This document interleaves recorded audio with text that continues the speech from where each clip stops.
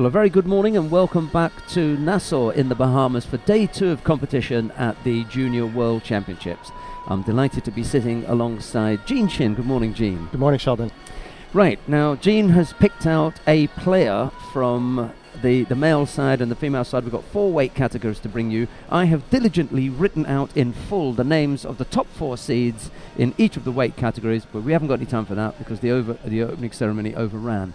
So I'm going to go straight to Jean and ask him for his male pick of the day and give us a little bit of a rundown on why. So I actually have a little bit of a switch up today. My male pick today, who I think will probably come away with it, is in the 66 kilo class. Okay. Makhmadbekov from Tajikistan. Soman Makhmadbekov. We actually watched him a couple weeks ago at the World Championships. Good one. And he's played at the senior level.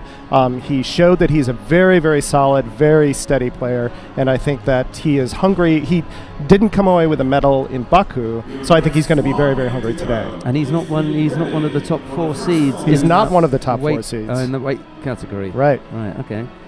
The 2 players, though, that I'd like to talk a little bit more about, who I'm really excited about today, happen to both be women, though. And the first one, I think, is in the 57 kilos, who's Funakobu Haruka from Japan, who's 22-1. Not a huge record, but included in that record are 2 gold medals at the Junior Worlds, first in 2015, then again in 2017, and she has 2 continental golds. Her one loss is to Krista Deguchi. Okay, yeah, okay. There's no slouch. No slouch there. She's not flashy, but she's very, very solid. She just does not stop. She's like a tiny Terminator. So that's in the under 57 kilo Under category. 57 kilos. Haruka, who already has 2 Junior World titles. 2 Junior World titles. So we talked yesterday about starting legacies. I think that it'd be interesting to see if she's going to 3-peat today. Okay. Then very quickly, the other one who I think is really, really going to be somebody to watch is Takeda Ryoko, also from Japan, in the under 52 kilos. She took the gold in the Cadet World Championships in 15, and she's incredibly dynamic. She was tiny for 57, that was at 57, but she's absolutely fearless of larger, stronger opponents.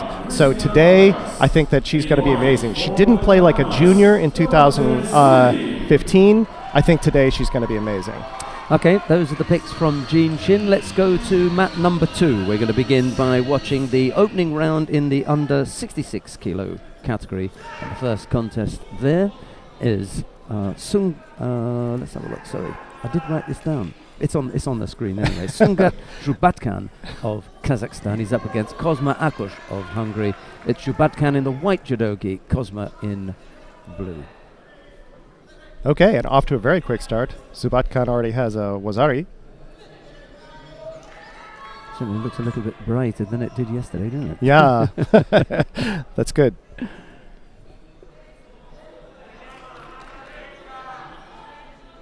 Probably widen the aperture on the cameras a bit. Yeah. And whilst we've got the 66 kilo category on the mat, I can tell you that I'll give you the top 4 seeds then, why not? Manuel Lombardo of Italy is the number 1 seed. The number 2 seed we're watching now, Sungat Zhubatkan of Kazakhstan. Number 3 seed is Salvador Casis Roca of Spain, and the number 4 seed is Murat Chupanov of Russia. As we come to the other weight categories, I'll just fill That'll be great. on the top 4 there. That'll be very useful. Oh, Ippon.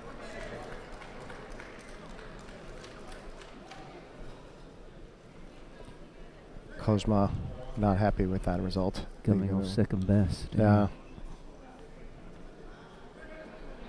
It's never a good day when it ends just a few minutes after you've started. Had to wait for the opening ceremony and both the anthems, got all nervous, and then bang out there. So remember that you can switch from any mat if there's somebody you'd like to watch. For example, on mat 3, Keegan Young just won his match from Canada. That's another player I was interested in watching today, but it's good to see him. We watched him last year at the Chile Cadet World Championships. Keegan Young, okay. Right, coming up next then. Let's make sure that we've got everybody that we should. It's the, again, round one of the under 66 kilo category. We must have Pool C. That's right. Roberto Suarez Yara of Peru faces Jorge Flores of Mexico. It's Suarez Yara in the white judogi, Flores in blue.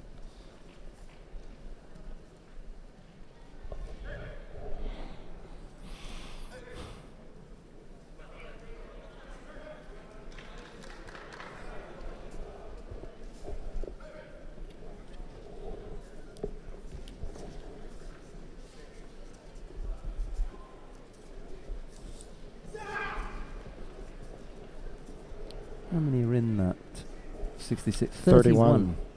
31 and 43 in the under 73 kilo category. Really large number there. 1, 2, 3 rounds, quarter-final, semi-final and final. So you have to go some if you're going to have a first round fight.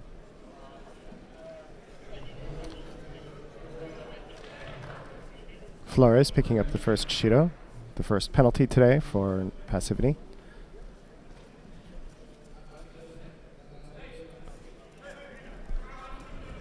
Suarez in for a very low, very long Sore Tsurikomegoshi.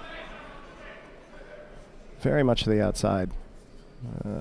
Talked yesterday about the importance of really coordinating all the elements of a throw, the entry, the kazushi, the off balance, and in order to do those, put those things together, and the execution will be much more likely. Right there, he didn't have either kazushi off balancing or really a good entry. Here we have a much deeper entry, Kosorogake by Jorge Flores. But again, no off balancing.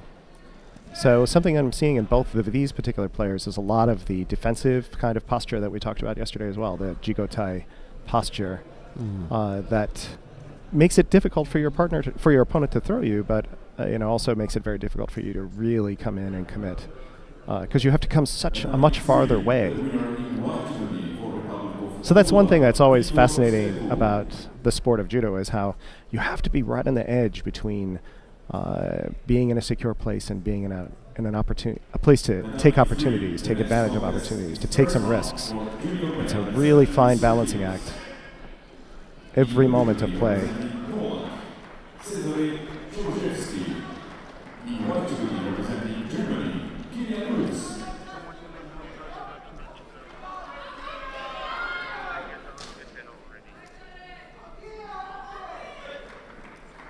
Referee, I think, correcting a bit of the time there.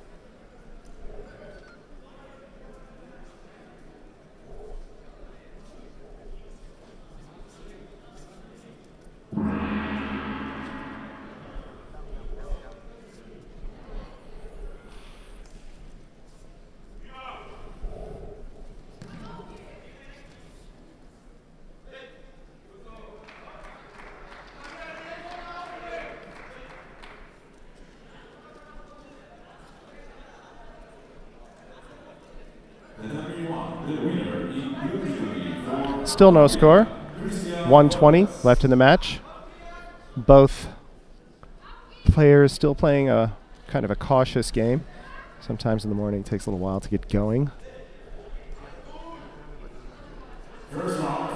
Flores down for a seated kind of katekuruma, but immediately coming back up. Didn't really move Suarez at all. I'm sure that action that you just referred to, that seated kind of kateguruma, will be listed in the Kokusai Shiaiwaza. I'm absolutely sure.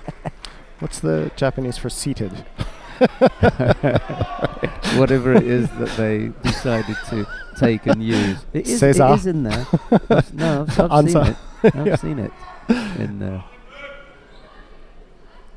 Anyway, we exhausted that yesterday. Yeah, that's okay. I think it's slightly unfair of me to not ridicule it, but cast any kind of opinion on it that's not entirely favourable. So I think we're enjoying it. We're enjoying yeah. it with good spirit. I don't think it's nothing mean-spirited about this at all. Absolutely not. I have the greatest respect for all those who were involved in it. So Suarez trying to go for a little bit of Jijigatame there, but Flores able to keep it from going anywhere. Flores just got a second penalty, a second Shido, this time for gripping on the same side with that. Now that is legal. It is legal to grip on the same side, but you must attack immediately. You can't just hang out there and hold on. So that's what that penalty was for. I love it when over a period of time somebody comes to the team and they take over the things that I've been banging on about for so long, you know. It's really nice. Well done, Gene. I'm happy to pick it up for you. Just tell them like it is. So actually, that's one of the rule changes. So that has been talking about rule changes and stuff. That's one of the rule changes that I think has been very good, opening up the opportunity to do these unconventional grips and really, really allow judo to expand and grow and evolve, but keeping the rigor of judo there, that you can't just do something unconventional that could give you a huge defensive advantage and not take it and not really use it.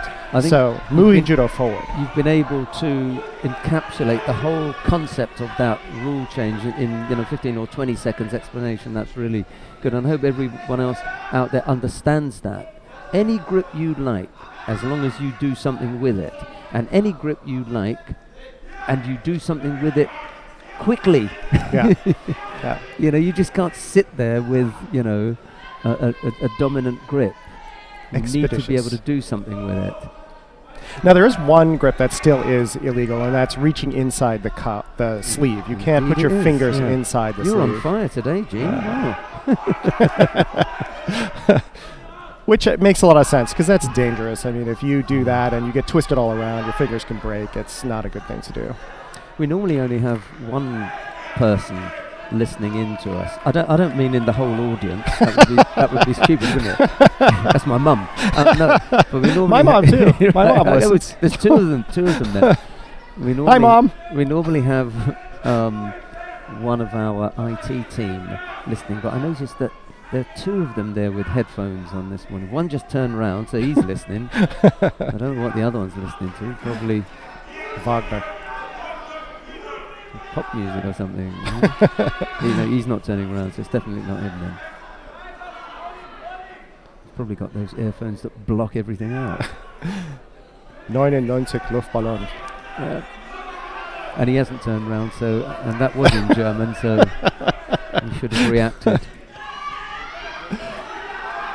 2 penalties picked up by Flores, just one to Suarez. We're in a minute and a half into golden score. Tough opening battle for this pair. Yeah, very evenly matched. So that's why sometimes you just get these players evenly matched. It's very, very hard to get penetration in your technique to really open people up.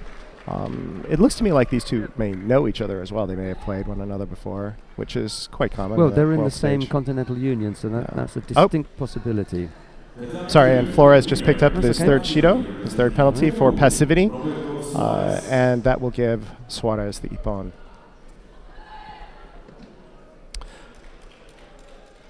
So how about if we move to mat 3? Negative. Okay. I'm sorry. I couldn't wait. I thought we'd look at 73 kilos. Yeah, go on. Why not? Why not? Okay. Sorry, that was an inside joke. It was very, very childish. Which mat did you want to go to? Mat 3. Okay, let's go to mat 3. Mat 3. We have to wait until our chief is the one who's listening in anyway. I'm sure people at home won't mind us. We wait for the contest to get underway. It's mat 3. Let's just introduce them. Giovanni Esposito of Italy. We haven't got, I need the full name. I don't like to give them just the family name. Why not? It's the Junior World Championships. They've come all this way. So, he is, in any event, is Esposito? Yes, Esposito. Esposito? Well, in North America, it's Esposito. Yes. But for the Italians, it's Esposito. Okay. And because he's Italian Yes, and not from yes. the US, I'm going to go with No, please. Esposito. So, it is Giovanni Esposito of Italy. He's up against Claudio Nunes dos Santos. Lovely Luxembourgish name there. Esposito in the white judogi, Nunes dos Santos in blue. And I'll just tell you quickly that when our... Ooh! Put him on his head. Yeah. When our chief was being... going through immigration, he was lining up for immigration in the United States of America and stepped forward rather a little bit too soon. The immigration officer wasn't quite ready for him, and the immigration officer held up a hand and said, negative, and sent him back. And I nearly collapsed whilst waiting in the queue. It was so over the top and strong. You just froze. So that's our new in-joke. Yes, our catchword, for this tournament. So 73, would you like to give us the top seeds? Gene, you are really on fire today. What a day. Hevo Manukan of Ukraine is the number 1 seed. The number 2 seed is Gilberto Cardoza of Mexico. The number 3 seed is Bilal Chiloglu of Turkey. And the number 4 seed is Angsabek Gainulin of Kazakhstan. There you go. Top 4 seeds. Now, the player that I mentioned from 73 kilos, Saman Makhmadbekov, is from Tajikistan, and he's all the way at the bottom of the bracket in Pool D. So, and he doesn't have a match this round, so we won't see him this round at all. We at the end of round 2, when he'll be up against Ion Nachu from Moldavia.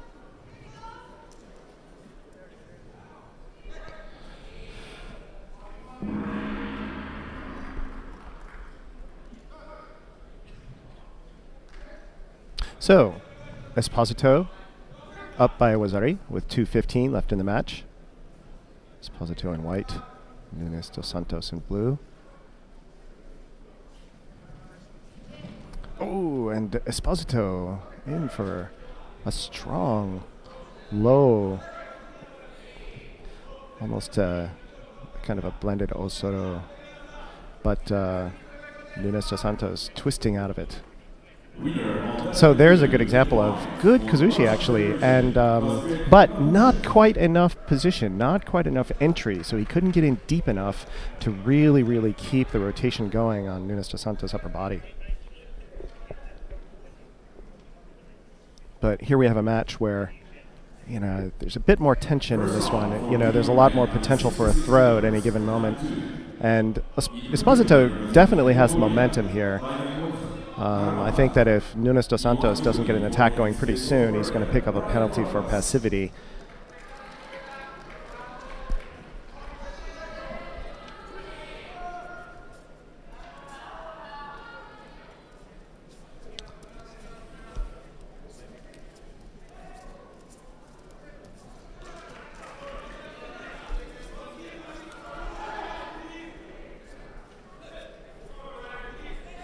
And there it is, Nunes dos Santos. Shido for passivity. Shido meaning penalty.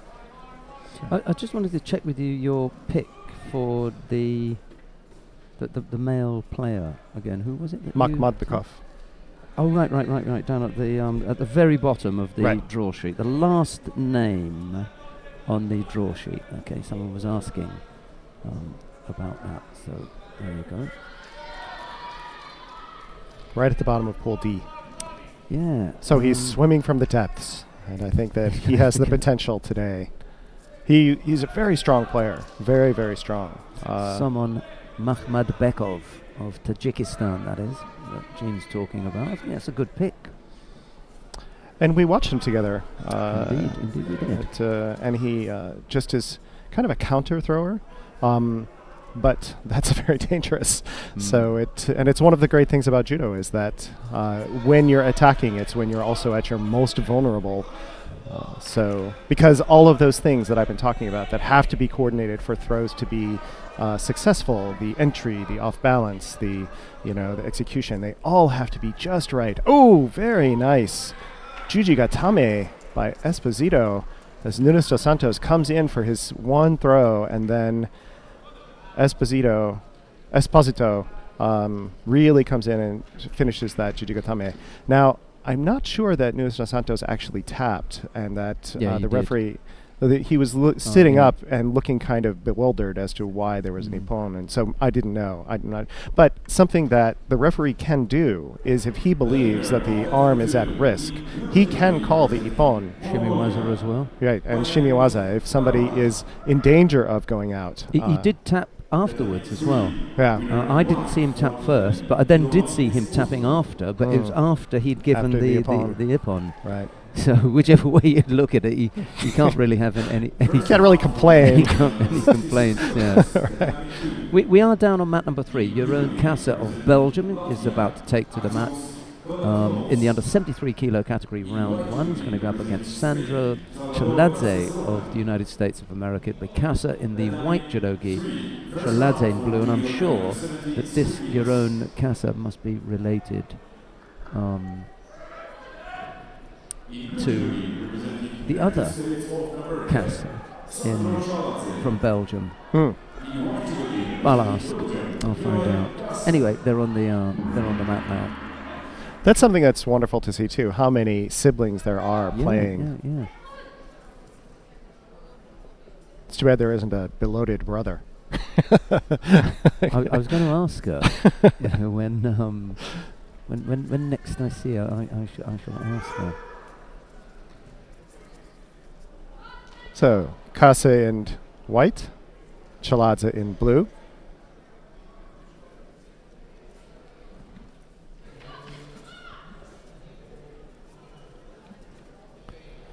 Chaladze coming in, trying to do a spinning kind of Ponsonaga, I think, but not having the Kazushi to really get Kassa off balance, and gave Kassa the opportunity to do threaten with a little bit of Newaza, but Chaladze was able to just walk out of it. Oh, big, deep.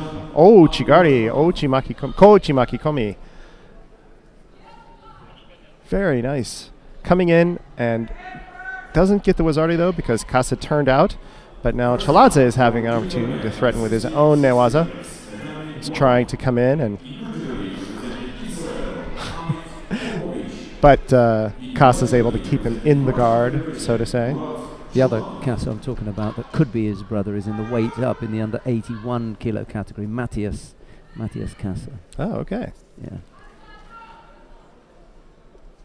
So they must be fairly close in age, or twins, or... Well, he was junior world champion last year, Matthias Kassa.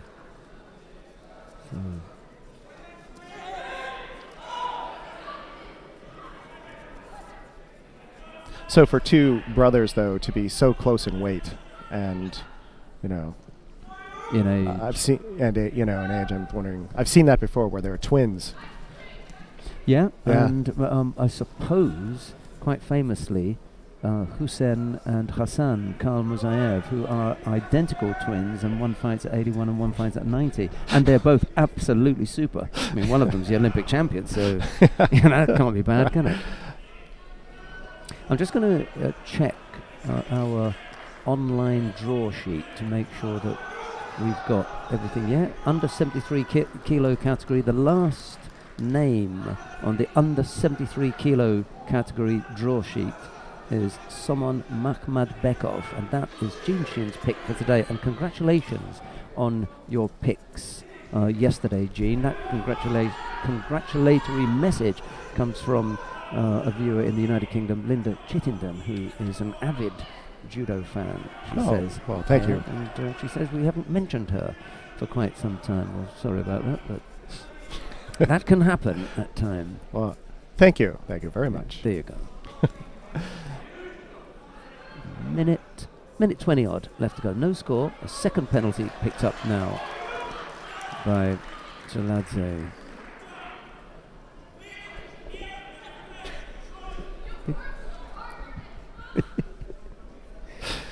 So Lance Wicks is back in the chair. We were momentarily joined by Matthias Fischer, but he appears to have gone off to do something else.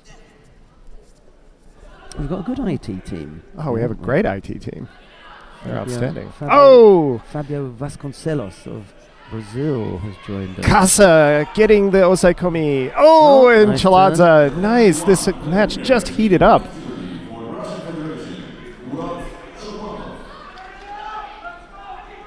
So close. Casa's definitely a completely different kettle of fish from his brother, who's got short, close-cropped hair. It looks as though he could have come out of the army, whereas the possible brother, because we don't know, Jeroen, looks as though he's just come from, band practice. Woodstock. It's at some hippie music festival. Chalaza turning up the heat, coming in for another kosorogari, and then koichigari, and then immediately into sewanage.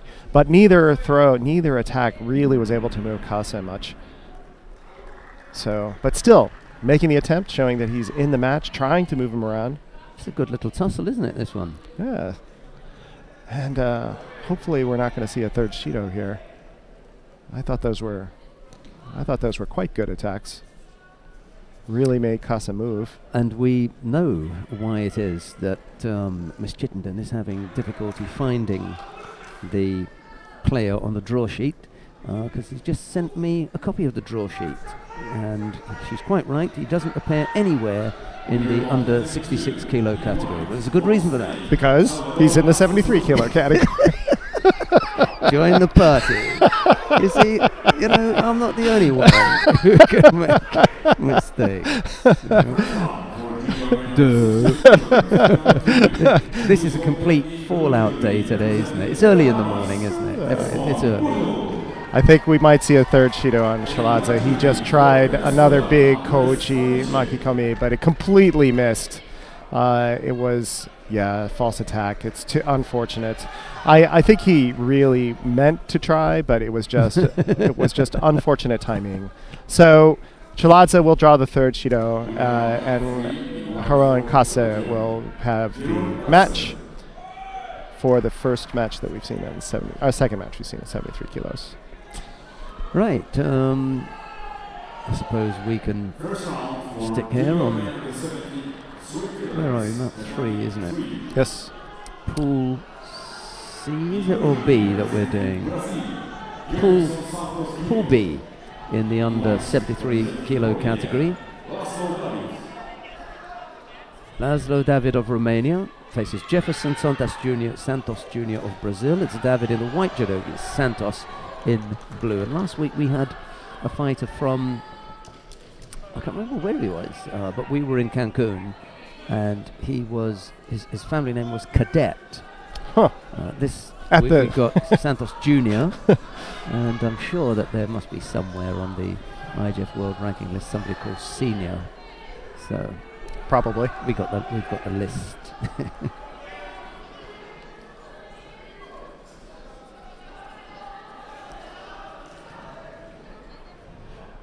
Okay, that penalty was for refusing to engage when they make that patty cake motion. And quite often it happens when to both players, when both players are really keeping the other player from getting any kind of grip and just refusing to engage. But it can also happen here, where one player is trying to grip and the other player is simply fending them off. That was the case here with David. So, 3:14 in the match. David with a Shido. Santos Jr.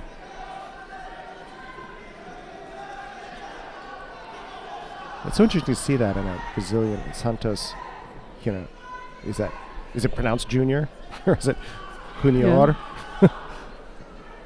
Yeah, I guess so. Junior. I'm just thinking of the other names beginning with J in Brazil. Jefferson, so the J is like Junior. Anyway, we've got our Brazilian referee standing a few feet away from me. I'm just going to check with him. Okay. And we'll know for certain. So it's something that we do, is that we try and make sure that we're pronouncing all the names as correctly as possible, out of respect for all of the players that we've got. And there are so many countries and so many different pronunciations that it's impossible to know them all. Although I have to say that I'm quite in awe of Sheldon's ability to do this, particularly with Mongolian names, which are wonderful, wonderful, and wonderfully complex. And when you've got 5 or 6 consonants in a row, it's sometimes a challenge to pronounce them correctly. So 2 minutes in the contest. No score yet. Both players really working hard, though. Although David did pick up a second Judo, so he is in a bad position now, as we've been talking about. So what did you find out? Santos Junior. Junior. Yeah. I mean, he pronounced it slightly nicer, Junior. but I am not going to go overboard here. Santos Junior. And his name is also Jefferson, and the referee's name is Jefferson, so that was easy. In blue for Brazil, Lima.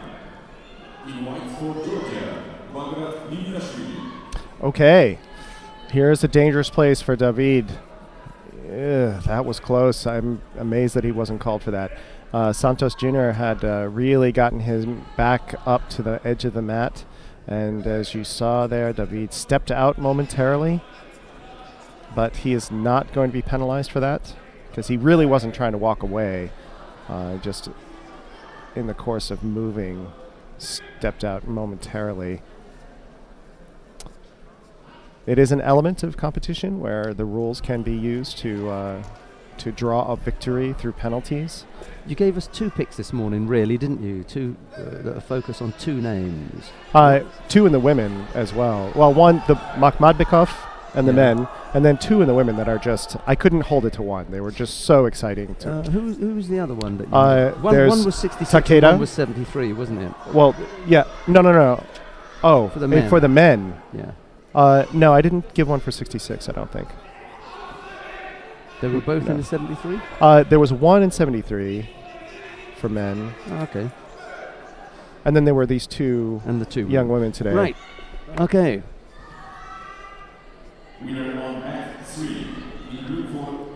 The Brazilian, Santos Jr., won his contest down on mat number 3.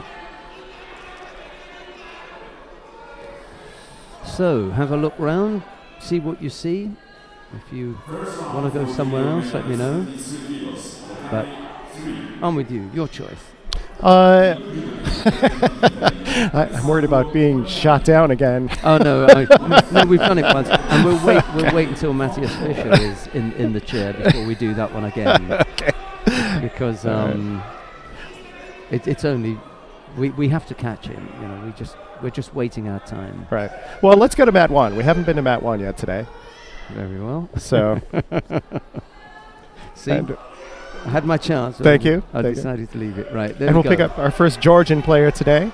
Bagrat Liniashvili of Georgia faces Willian Lima of Brazil. Liniashvili in the white judogi, Lima in blue. So, second Brazilian player.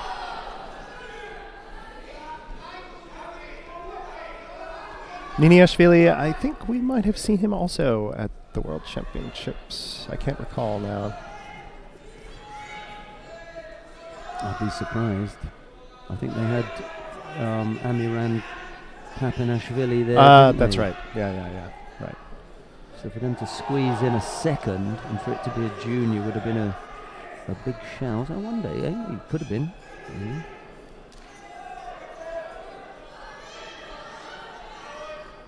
So Liniashvili coming in with this classical Georgian posture.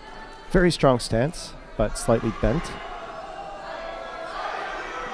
Lima in with an unbelievably quick pouncing attack. I'm not sure what he was trying to do there, but Liniashvili really moving very quickly very nicely to shut it down.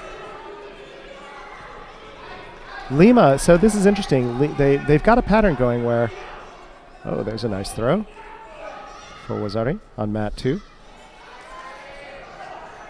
That's a new feature I haven't seen before, where we get a little highlight from another match there briefly. Oh, that was mat 3.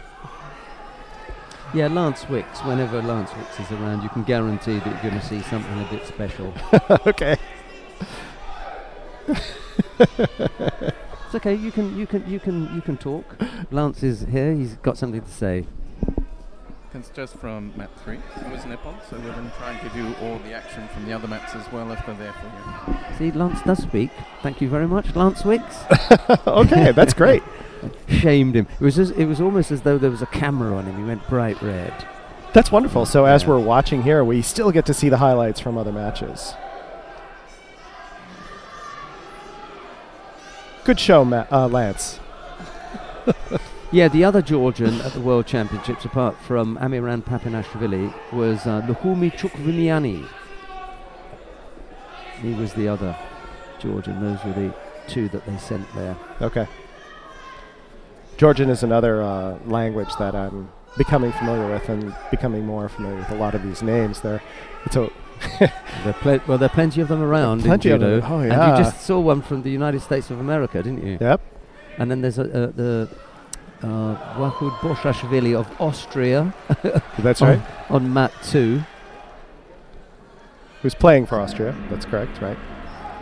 Well, he may very well have been born in Austria. Last week we had one, Tonica Jakadua, from the Netherlands, who was born in the Netherlands. That's right. Just, got Georgian background as far as his parents are concerned. And then there was the Spanish world champion this year, who is also originally from Georgia, but now plays for Spain. Sherazadishvili. And then there's the Portuguese Egotidze. And then there's the Frenchman, Hidze, who was at the junior in Cancun last week. Yeah, there's a few of them. But we've got to be careful, we don't want to say that someone is from one country and they happen to be from another. Some people can get a little bit touchy about that. You know what I'm talking about, don't you? No, nobody gets touchy about that at all. In this again. 28 seconds to go. 30 seconds to go in this match. 30 seconds into golden score. My apologies. And Niniashvili and Lima still scoreless. But they had wow! That was probably one of the most extended tomonage attempts I've seen. Lima really, really trying to get Niniashvili in and around and through with his tomonage, but Niniashvili just sort of helicoptering around and able to step out of it finally. I think that cost Lima a little bit, but we'll see if he can go on.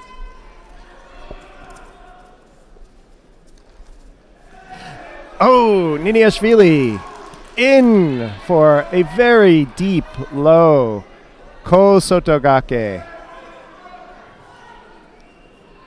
Small side cut. No, hook, I mean. Small side hook. And for the wazari. Here we'll see it again. So here we're going to see Niniashvili reach over and then come down and just hook behind Lima's heel. And then really nicely bringing his other hand around to really complete the rotation with his left arm. So, nicely done by Niniashvili. Okay, we'll go ahead and stay on mat 1 for between Nieto Chinaro from Spain versus Aida Yuji from Japan.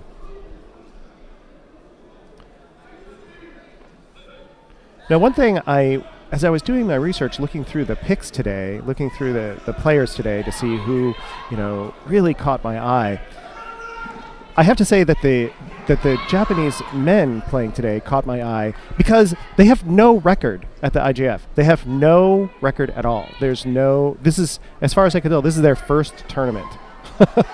So they were no wins, no losses. They hadn't played in any of the previous tournaments. They just have no record. So these are unknowns that are coming in here. And I found that I seriously considered going with, these are the two I want to watch just because they're completely unknown. So let's see what they're doing. Because Japan is not going to send people who they don't believe are going to do well at the World Championships or take advantage of this opportunity and do everything they can.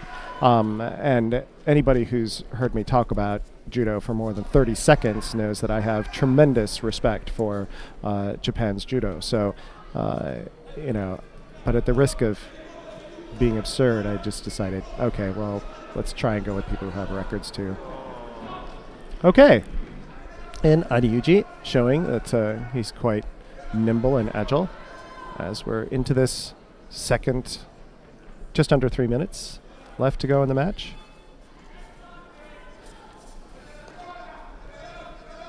Nieto really going for these overpowering grips, really doing a lot of pushing, trying to shove Ida right off the mat, which, you know, quite often results in a penalty for the person who's shoved off the mat for stepping out. Although, you know, I've never really quite understood, because there is a penalty for pushing people off. You're not allowed to push them off. So we'll see if there's a penalty here and who gets it. And Adiuji gets the penalty for stepping off the mat, even though Nieto Chinaro was clearly pushing him off. So I'm going to have to ask some referees about that. Why is that?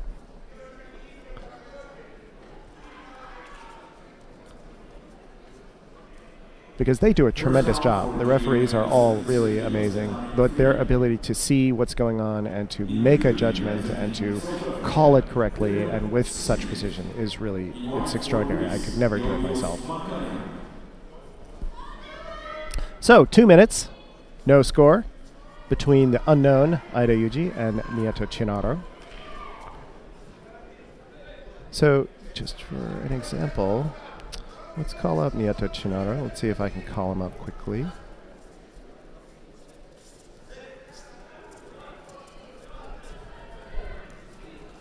As long as I'm not missing anything going on. Nieto Chinaro. So, for example,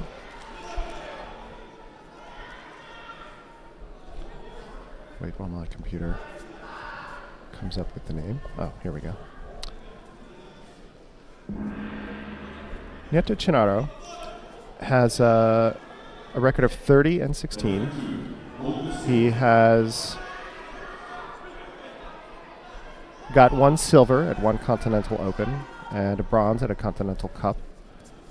He's played in several competitions. At the Glasgow European Open, he took 2nd place. He played at the European Junior Championships, at the Madrid European Open, and so on and so forth. So quite an established player.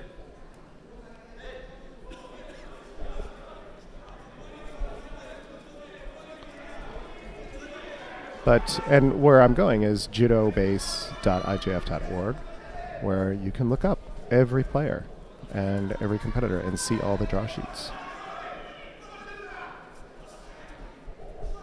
And, okay, so now we've got... Whereas if you click on Ida Yuji's profile, I'll just double check, make sure I didn't make a huge mistake last night. There is his picture. His favorite throw is Sewanage. Results. There's no data. He has no competitions. Under statistics, he has no fights. So he's a complete unknown. That's amazing to me. That here we have somebody from Japan, never fought on this stage before, and coming out playing at the Junior World Championships. I will leave it to the listeners to decide what that means. Golden score, no score between Nieto Chinaro and Ida Yuji. So one thing, whatever it means, it shows that Ida Yuji can walk in unknown and fight entirely through. Oh, and in the golden score, Ippon with a beautiful, beautiful driving Kouchi Makikomi, Kouchi Gari. Small inner cut, so decisive. Kind of reminds me of,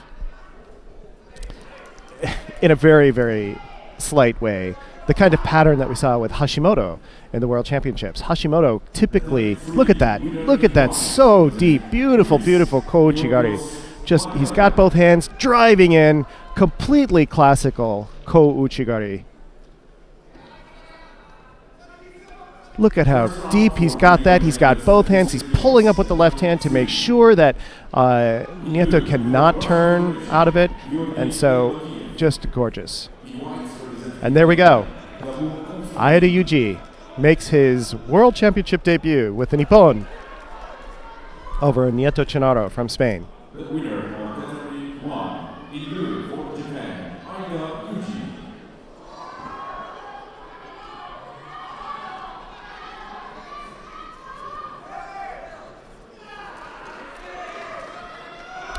Okay, so still in round one.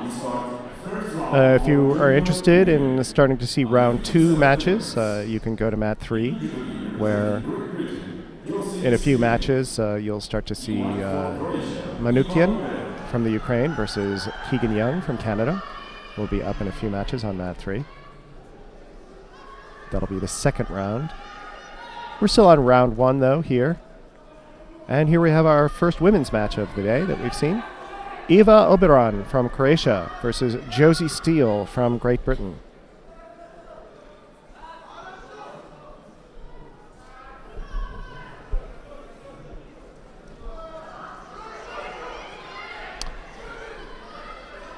This is Pool A. So one thing, since Sheldon isn't here, I'll go ahead and say who the top 4 seeds are in 57 kilos. We have, if I could read his handwriting, Gofran, Kilifi Gofran from Tunisia, first seed. From Japan, Funakubo Haraku from Japan. From Brazil, Caitlin Nascimento. And from France, Sarah Leone Sazik. Top 4 seeds.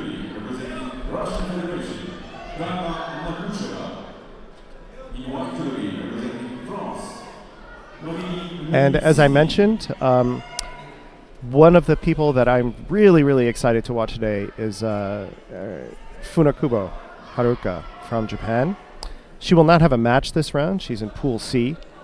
She's one of the only players not to have a match this round. There are 30 judoka in the 57 kilo class. It's the heavier of the 2 women's weight classes today. Everybody else gets a match first round. The 2 people who missed are Gofran Kilifi from Tunisia and Funakubo. And again, as I was mentioning, Funakubo is somebody who has a very, very limited record comparatively to the other players at her level who are also seeded. She is 22-1 and has been playing for years at this level, and she 15 of those matches, 15 of her 22 matches are by Ippon, wins by Ippon. She took gold at the Junior Worlds in 2015 and 2017. So I'm not sure what she was doing in 2016. Perhaps she was too busy. But her one loss in all this time, in 3 years, was to Krista Deguchi, who just took 3rd at the Senior World Championships last month in Baku. And as I was saying, Funakubo is not flashy. Her judo is very, very solid. She doesn't stop. She just does not stop. I was trying to think of an analogy. She's like this tiny little Terminator who just comes after you and just will not stop. So to put it in perspective, or to put it in context, is a better word. So she's not the first seed because she doesn't have the most points, even though she was last year's Junior World Champion. The silver medalist from last year is also in the weight class, and that's Hagvatogu Enkirilen from Mongolia. Hagvatogu. And who took a silver in 2017. There's also, just to round out the field here, we've got Kaja Kaiser from Slovenia, who's 73-38. Okay, so that's a much more typical record for people at this level.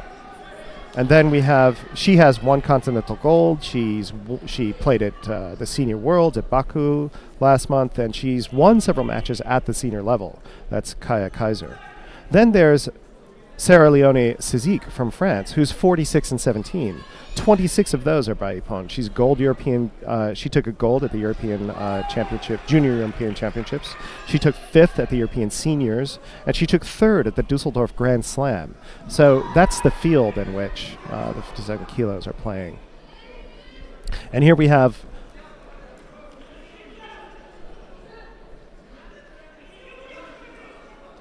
Cornelis from the Netherlands. Clearly Cornelis from the Netherlands versus Tomizawa Kana from Japan.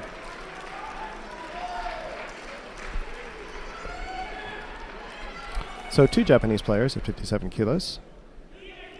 Tomizawa Kawa, I think, is a little younger than Funakubo. Oh, and here we have a highlight from mat 3. Ippon. Oh, nice counter. Blue player steps in, white steps around and brings him down. Really getting some nice rotation. Solid landing on the back. In the meantime, Tomizawa Kano is really driving in on Cornelis. And here's a turn that we saw, well, the beginnings of a turn. That was something that was almost ubiquitous among the Japanese players at the Baku World Championships. Getting the player down flat and then getting this kind of winding grip on the belt, the obi, and then really, really wrenching, using a lot of torque to really wrench somebody around. Oh, here we go with a kansetsu waza, really using that arm. Cornelis is in a bad spot. If she gets turned here, there's going to be an osaikomi, a pin called.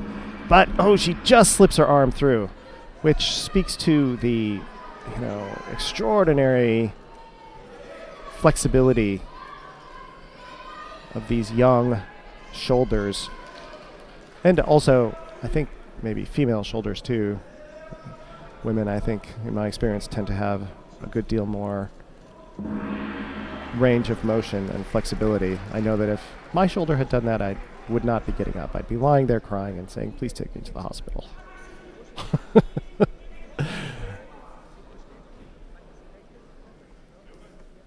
And here's another reason why I don't wear contacts either, because when they come out, I don't want to put them back in after they've been on the mat. And she's not going to. She's going to give it to her coach. Good call. Yeah, go put that in some solution. don't put that back in your eye. Okay. On top of that, Cornelis picks up a second Judo for false attack. So false attack, if I haven't, as Sheldon would say, if I haven't banged on about that today, that's when you're trying to attack, or you're doing an attack just to look busy rather than sincerely trying to throw your opponent. So here we go. Tomizawa really coming in and working Cornelis just up and down.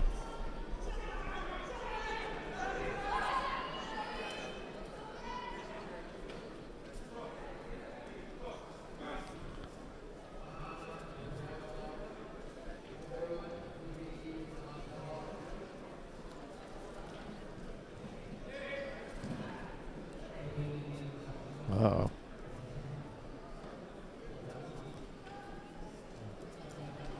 Cornelis losing a few more things. I think hair ties.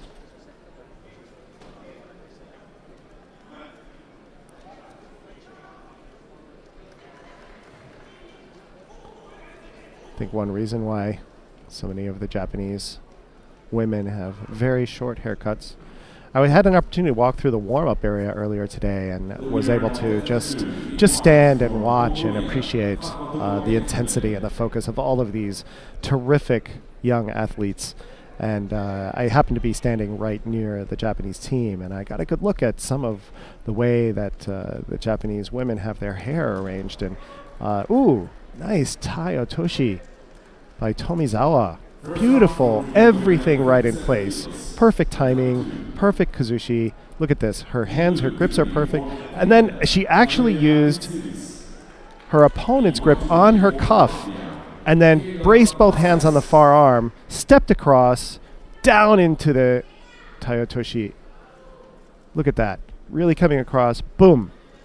And there was a little bit of a touch there where she straightens out her leg, she steps across with her right leg, and then watch how she straightens it out to really dislodge that final little touch with the arm, because there wasn't quite enough kazushi on its own to bring it over. So that's just a little added touch when your kazushi needs a little extra assistance. Beautiful, beautiful. Okay, up next on this mat. So that's Tomizawa from Japan over Cornelis. Up next, we'll have our first female American contestant, Mariah Holguin from the US versus Olvana Minenkova from Belarus. Holguin in white, Oh, good. Minenkova in for Uchimata, and Holguin doing a nice job of stepping out of it and drawing her, really circling her hands over, almost doing an Uchimata Sukash and an Uchimata counter. Sukash doesn't mean counter, but that's what the throw is. But Minenkova is able to spin out of it. Holguin trying to do some newaza here, but Minenkova has a death grip on Holguin's leg. Holguin was not in a good position to get her leg, extricate her leg out there.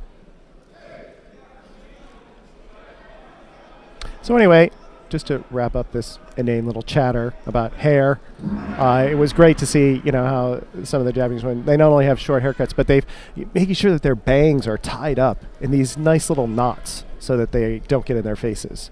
And I just thought that was an interesting little touch. That as a guy, I never had to worry about myself. Never wore long hair.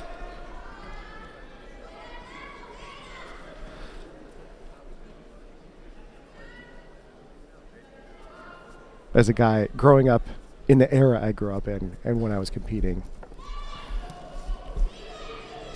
So, no score, 251 left in the match. Holguin coming in with a strong right hand grip over the shoulder, really trying to bring Minenkova in, drawing her, putting her in that corner, and Minenkova doing a good job of trying to do some Uchimata to get out of that corner without stepping out and drawing a penalty, and that's exactly what you're left with. You are left with in a position when your back is up against the edge of the mat. You've either got to attack or step out or get thrown. Okay, and Holguin drawing the penalty, the Shido, for passivity, because Minenkova is the one who's been launching most of the attacks. So Holguin getting good strong grips, but she's got to be able to execute on them. And right now we've got a situation where we've got a right versus a left-hand grip. So Minenkova coming in for a strong left side, really driving on the other side. Has a little bit better of the exchange right now. In for another Uchimata. Holguin stopping it, going for the newaza. But again, Minenkova locking up in that leg like before. And Holguin has a chance to try and do, there are choking opportunities from there, but that's not what she was going for. I think she might have been trying to think about some Jujigatame, but with her leg really trapped like that, that was a long shot. Something that she was going to try to be able to pull off. So Minenkova still has the momentum in terms of attacks. Holguin has to really step up here if she's going to avoid another Shido. And she's coming in with a little Ashiwaza from the outside, a little leg attack, leg technique. But not really a concerted effort to throw, so that's not really going to count in the referee's mind. Minenkova coming in now with her strong right hand. I think the referee calling mate. And okay, here we get a penalty on Minenkova's part for avoiding gripping on the other side. Oh, and Minenkova in for a big driving Osoto, forcing Holguin to spin out in order to avoid the score.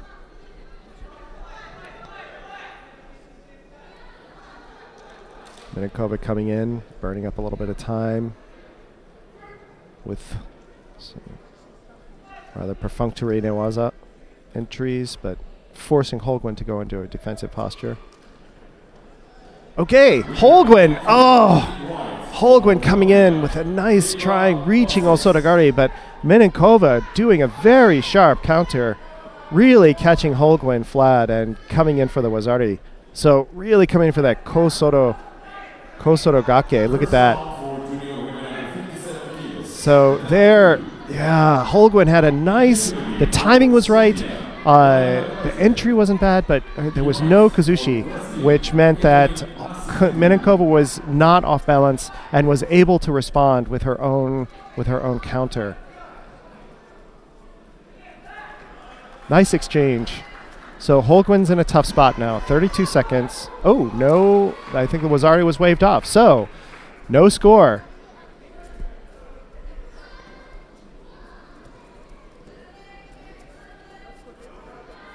I think the referee might be getting some direction. Might be doing a video review. Yeah. That symbol means, that little square symbol means it's being reviewed. So that is a wazari. So, okay, we just had a nice ippon. Oh, that is a beautiful ippon. Coming in for stepping across for a little haizegaruma and then being countered with a huge osoragari. Look at this, stepping across, trying to get that. And then the other guy just stepping over the leg and getting that osoro. Bam! Wow. Or even harai goshi even.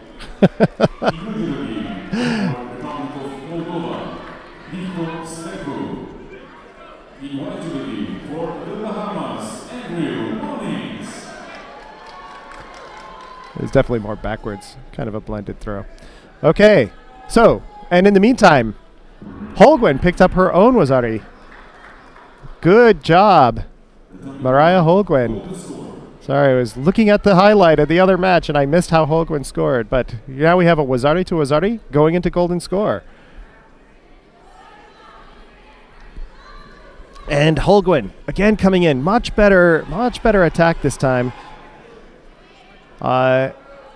Not getting countered, but also still not getting the kazushi. Minenkova really able to keep her upright posture and really ride that throw down, really short-stopping Holguin from completing it.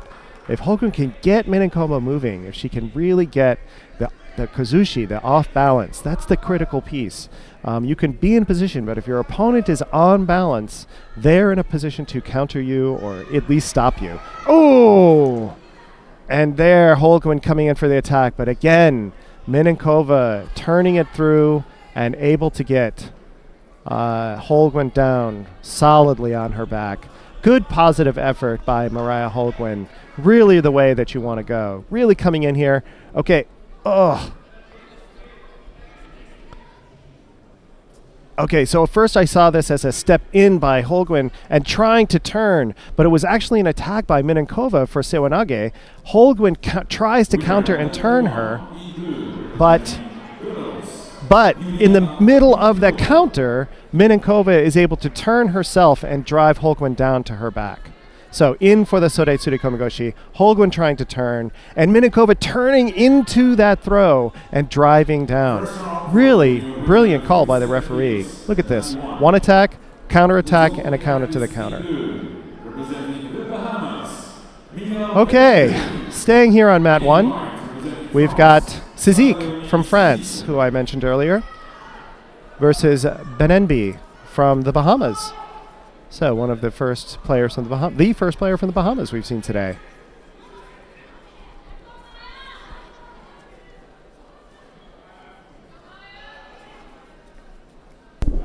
I think there's one on oh! mat 2. Well, there was one on mat 2 a moment ago. Okay. Bahamian. But it wasn't on the mat that we were watching, so it's No. perfectly possible that this is the first time that we've seen someone. And unfortunately for her, she's been caught in Yoko Shiogatami by the French fighter. French fighter, by the way, is one of the favourites, even if she's not one of the top 4 seeds.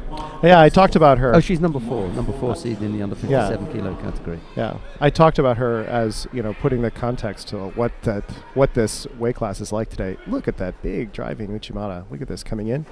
Beautiful, big Uchimata. It's amazing that wasn't any bone.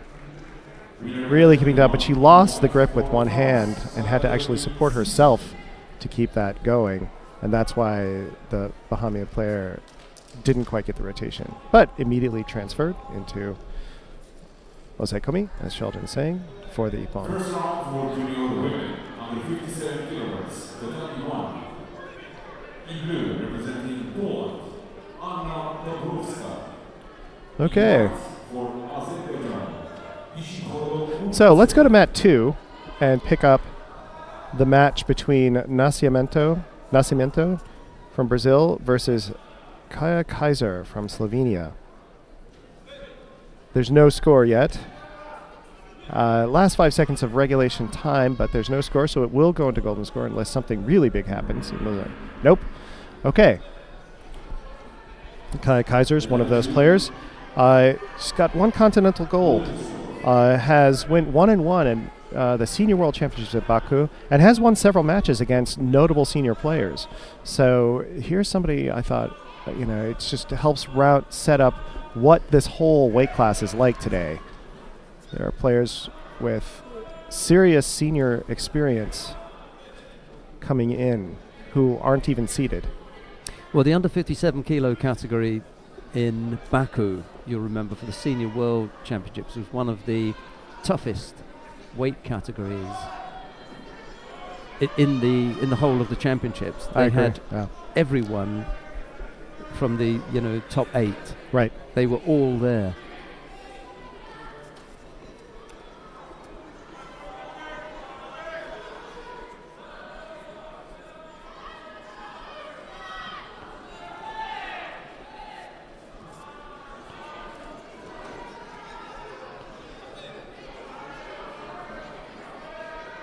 Kind of a driving, I'm not sure what that was.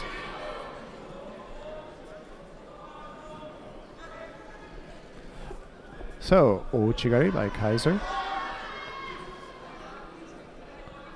Ko-uchigari is when your leg reaps around to the inside. Ouchigari is when it reaps around to still the inside of your opponent's legs, but sweeping around to the outside of your own arc.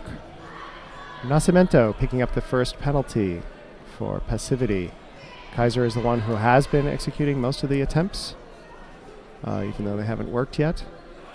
Nascimento just hasn't had the same kind of entry.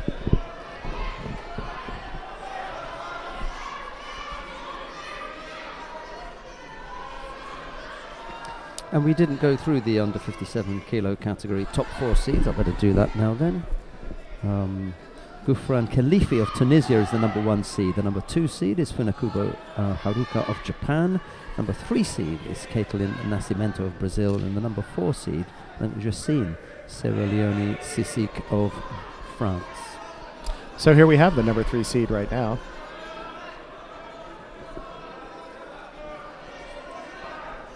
Caitlin Nascimento.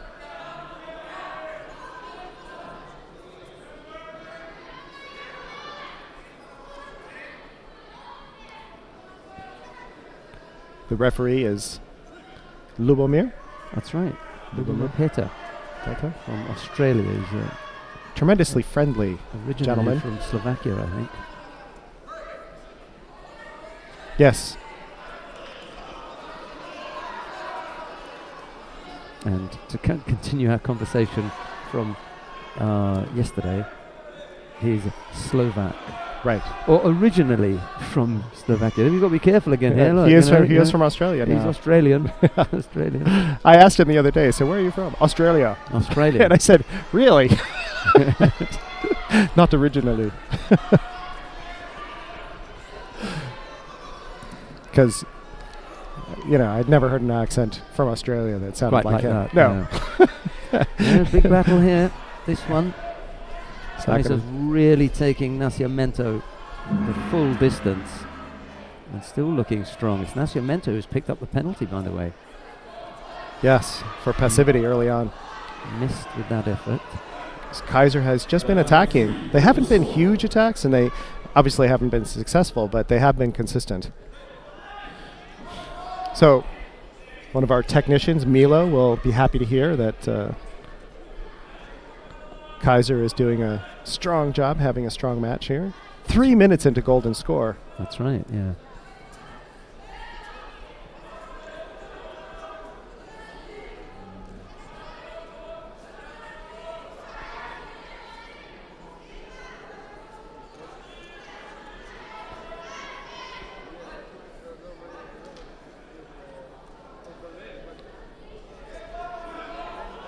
So the player who's going to be able to finally find that little bit of just a little crack, just a little gap, will be the one to really finish it off here, unless it ends up in penalties. Nascimento picking up a second Shido for passivity again. Just has not kept up the pace that Kaiser has. Kaiser's able to, Kaiser has a Shimewaza opportunity here, a choking opportunity. This Kata Tejime, but not placed right. That has become the choke of choice. Yeah.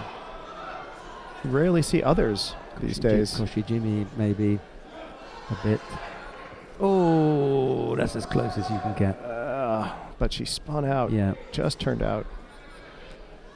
So again, with the shimiwaza, coming in with the choking technique. Let's see if she's got it this time. Nope. Have a go at the Sangaku. This is good for Kaiser because all the time that Nascimento is down there, Nascimento is having to defend. Takes a lot out of you.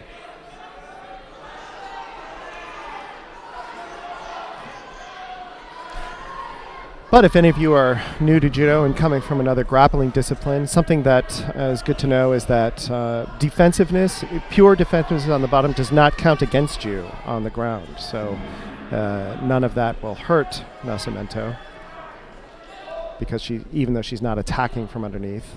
Chance for the turnover. Sorry, June, no. Go on. It's perfectly legitimate to just be defensive on the ground. Need to trap the legs here. Decided to go at the top again. Again for the shimiwaza. Yeah. Oh, this one looks pretty deep.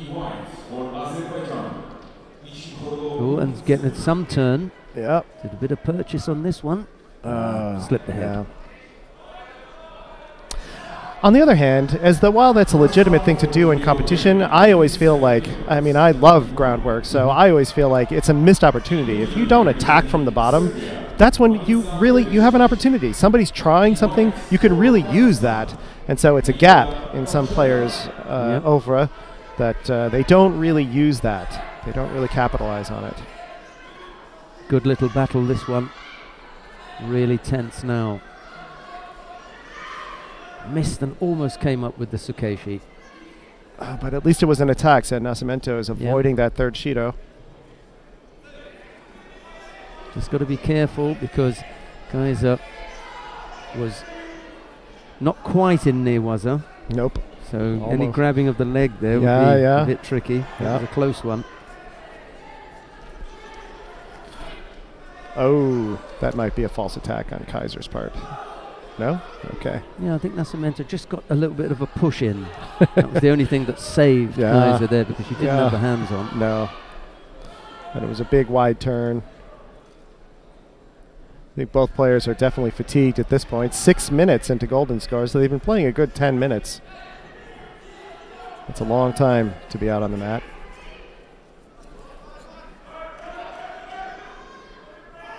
Oh, again, shimiwaza. Every time you go down there. Really trying to get the knee in the back of the head, trying to apply pressure. But nope. That one as just well. Doesn't. Oh, and so here we go. Nascimento coming in for a little bit of newaza on her own. Can she get the osaikomi? She's looking to work the udigatami. Yeah. A straight arm lock. Yeah.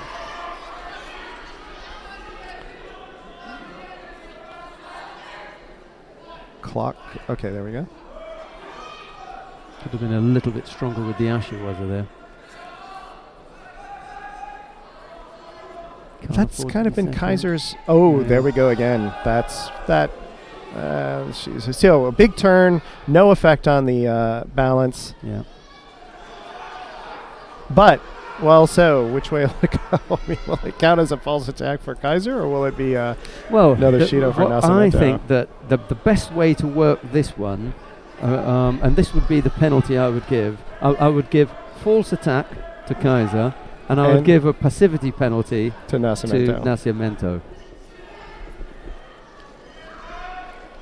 But it's got a passivity penalty there, passivity penalty there. Okay, yeah. You were close. Yeah, it was close, but no cigar. So that was kind of an odd call for passivity on Kaiser when she just did launch an attack. So it should really have been a false attack. Anyway, he got told what was happening there. So Nascimento gets past the third seed. Kaiser gets past the third seed. I'm sorry, Kaiser gets past. I know what you meant. Right. Nascimento. Right. Okay. So who have we got coming up next? We're going to stay on mat number 2. We continue in the under 57 kilo category. Eventually, I'd like to move to mat 3 and pick up... Negative. Oh, man. Who would you like to see on mat number 3 then? One of the things I've been talking about with the Japanese men in these divisions is they're completely unknown. They have no record. This is the first time they've played. Right, okay, in that case, it may not be such a bad idea to go down there. And we've just seen the end of the João Fernando Mark Christoph contest. So let's go down to mat number 3. We'll take a look at Kilian Ox of Germany. He faces Tsukamoto Ryo of Japan. It's Ox in the white judogi, Tsukamoto in blue. Here's Gene. And the first Japanese player who we saw today, Aida Yuji, won against Nieto Chinaro with a beautiful, beautiful classical Kouchigari. So we'll see if Tsukamoto Ryo also is going to be able to do that kind of thing with his premier match on the Junior World stage.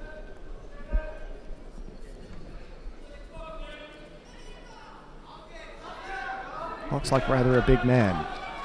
73 kilos.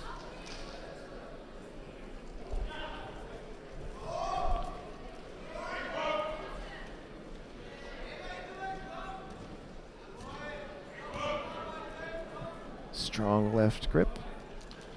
Ox in for Tsutemiwaza, sacrifice technique, but Tsukamoto stopping it with no problem. And in for that Shimewaza. So it's up on the chin, but so locked. Ox is not going anywhere, but he's also not getting choked. So that's just a lot of discomfort, but it's not going to put him out.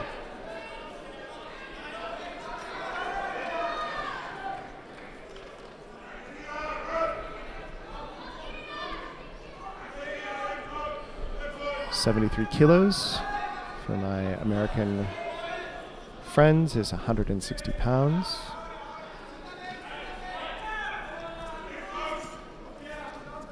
Oh, Ox coming down low, trying to get that Kosorogake, but Tsukamoto not discommoded at all, not off balanced. So Ox finding some challenge here.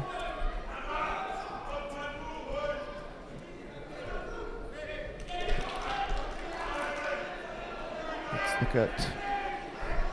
Oh, Tsukamoto in for... Oh my goodness. What a, not a combination, but what a sequence. Tsukamoto coming in for a big tomonage, and Ox just turning it out, and then Tsukamoto in for Harai Goshi, and Ox over-rotating to avoid the ippon. Wow.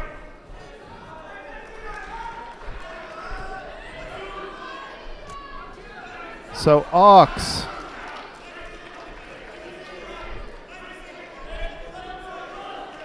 excellent job.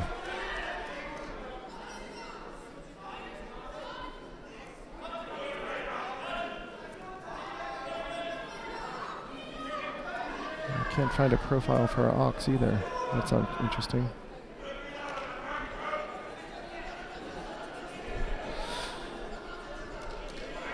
Okay. No score, although you have to say that Tsukamoto definitely has the momentum here, coming in for a very low Ouchigari and then Uchimata. Really, really handling Ox. Ox has come in for his own attacks, but just the difference in, the qualitative difference between the attacks is so stark. Everything Tsukamoto tries is putting Ox on the very, very edge of being scored on. And now he's really stepping it up. Tsukamoto has like 3 or 4 unanswered attacks. Here's a really nice ippon on mat 1. Okay, Uchimata, big Ken Uchimata into a maki komi. So coming in, Uchimata, hop, hop, hop, and then wrapping around for the ippon. Oh, and Tsukamoto in for another big attack. Oh, if the whole day is going to be like this, I'm going to need a nap later. Tsukamoto has got so many big, big attacks. Here we go. Oh, Oh my goodness! Oh! Now the reason that's not a score is because Tsukamoto was completely in the air, didn't have any control. He'd lost his grip, and Ox had turned just enough. Ox. Yeah. Lance Wicks is wiping his brow. This is making him sweat. Ox in for a big over-the-hand grip, trying to get Sumigaishi, but Tsukamoto just dropping his weight, crushing that throw attempt. False attack on Oak's part. I disagree. That was clearly an attempt to throw. It was just shut down. That was not insincere. If Tsukamoto hadn't shut it down, he would have been thrown. But I'm not a referee, so. Okay. And as I say, these referees are brilliant. So, in any case, 2 Shidos now for Oaks. And again, in for Sutemi Waza. But Tsukamoto spinning out of it. What a battle this is. Okay, Mate called with 1 second in regulation time. No score. We'll go into golden score.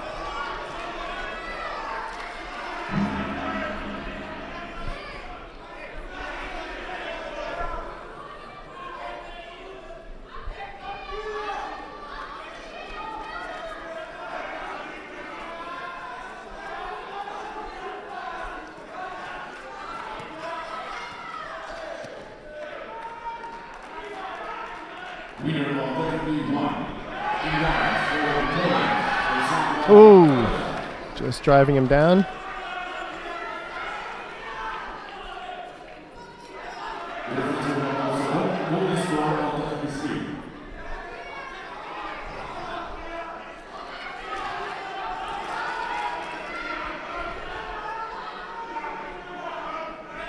First round for junior women, 52 kilos, 31.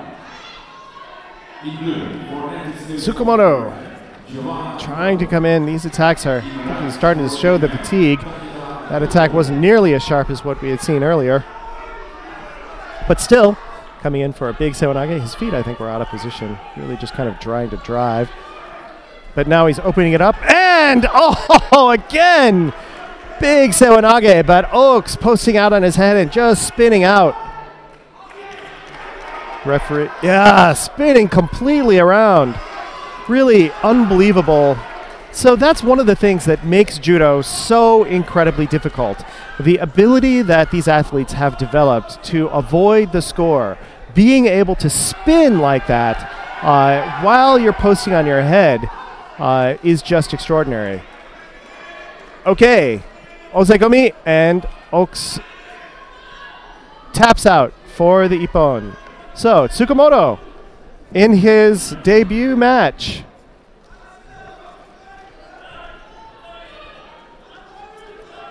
Wins by Ippon over Kilian Oaks from Germany.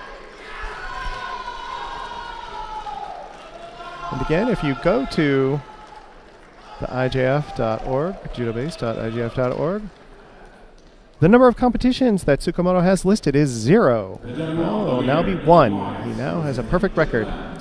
Okay, here's a nice... So, here we go. Oaks had come down for one of his Sutemiwaza, but Tsukamoto just stood up. Oh, and then he's going for this... Well, he's got his arm locked up. Then he goes down, and he just locks it up nicely for the Osaikomi. And he's got his arm so locked up tight. He's really, really getting this Ude Garami on the other side. Oaks was all locked up for the Ippon. So, 2 unknown Japanese players winning by Ippon in their premier matches.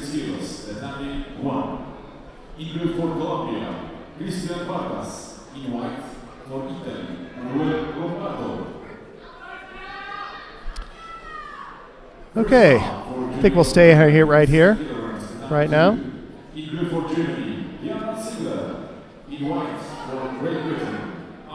And watch Ganulin from Kazakhstan versus Bidzovsky, Adam Bidzovsky from Czech Republic.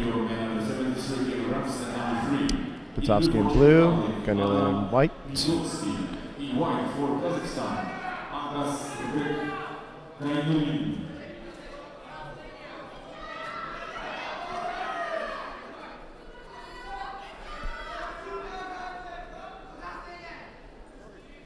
As you can see, these players have very similar styles.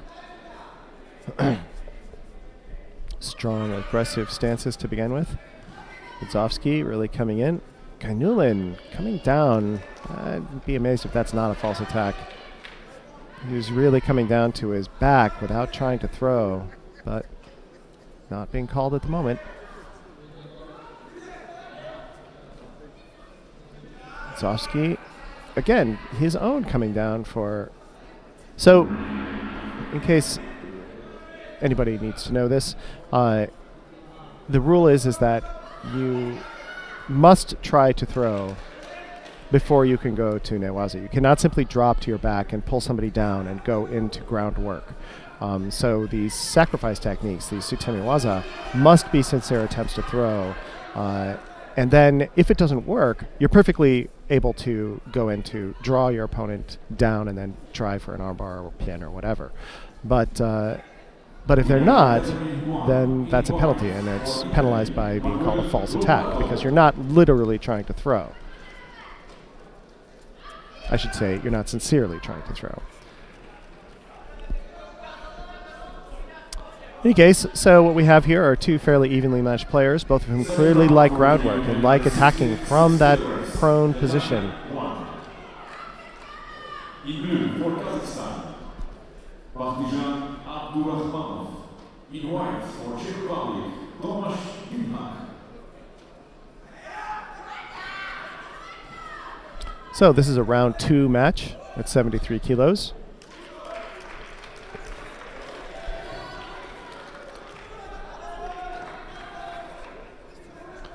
Gainulin, we're in Pool B versus Bidzovsky. Quite a ways down, we'll see Makhmadbekov's down at the bottom of this bracket. That's some ways off yet. 73 kilos has quite a few players in it. 43 judoka in this weight class. It's the largest weight class today.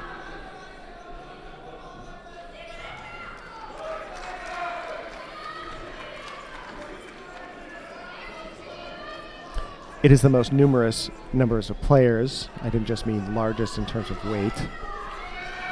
And so there we go again. Gainulin coming down with a big jumping entry, but no attempt to throw. So false attack. Shido. Penalty. False attack.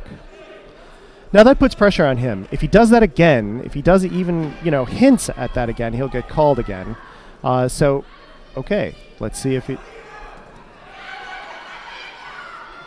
There was another one where he went down. There was no attempt to throw there at all. Now, the small difference here is that Bidzovsky had to respond. He really, really came down too, and that stopped Gainulin from doing anything. But if Bidzovsky had just stood there and let Gainulin drop... Oh! What an ashiwaza. What a leg technique.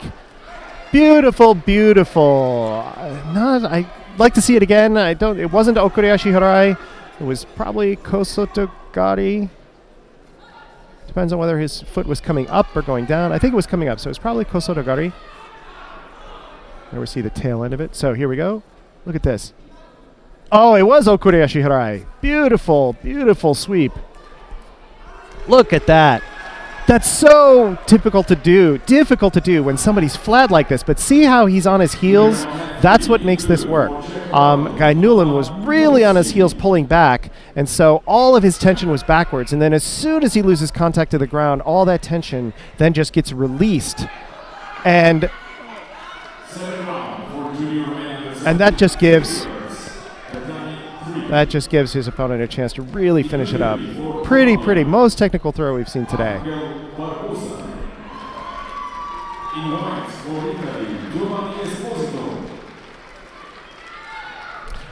Okay, so we're on mat 3 right now. I think I'd like to Winner on mat 2, in blue representing Germany, Jana Ziegler. Let's stay here because we were following Esposito earlier. But after this match, I'd like to move to mat 1 because I want to pick up Aida Yuji again and see how he does in his second match against Niniashvili, Bagrat Niniashvili, who is, let's see, he's the first seed. 66 kilos. No, he's not seated. Okay, so Esposito from Italy in white versus Barbosa from Colombia in blue.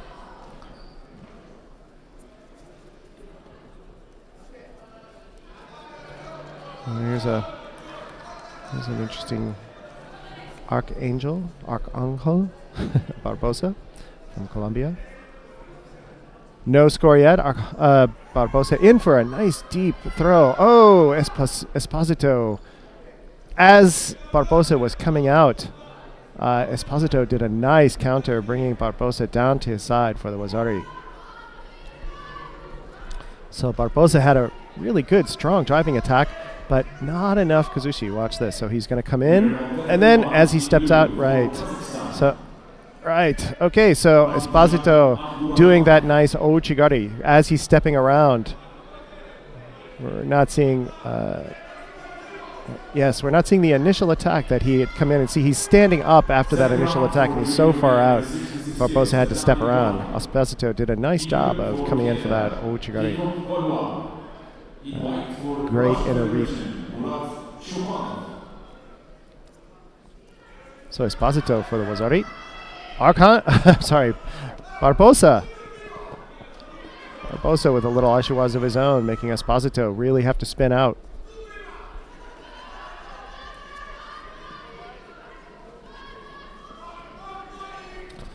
Oh, Esposito, Usoragari. But no Kazushi. His grip was way, way down low on the sleeve, on the collar, almost in the skirt. Down low. Look at that. Really gripping down low. That's unusual. Gripping at the bottom of the gi like that.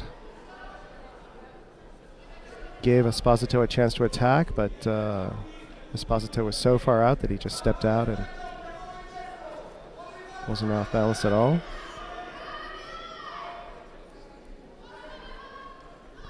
So let's see if they do that some more. It's something I've not seen a lot of myself.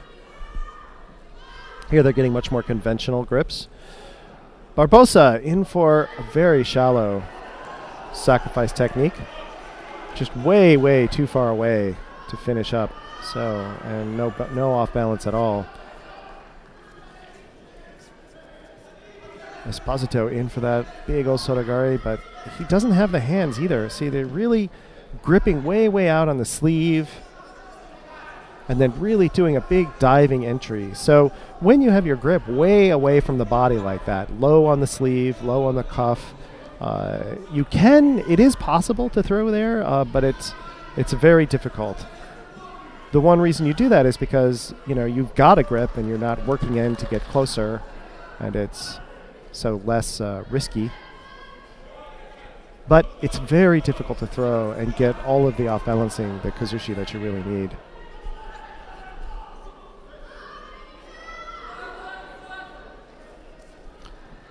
See, and so here now Esposito is getting in much deeper. Oh, and Barbosa answering with his own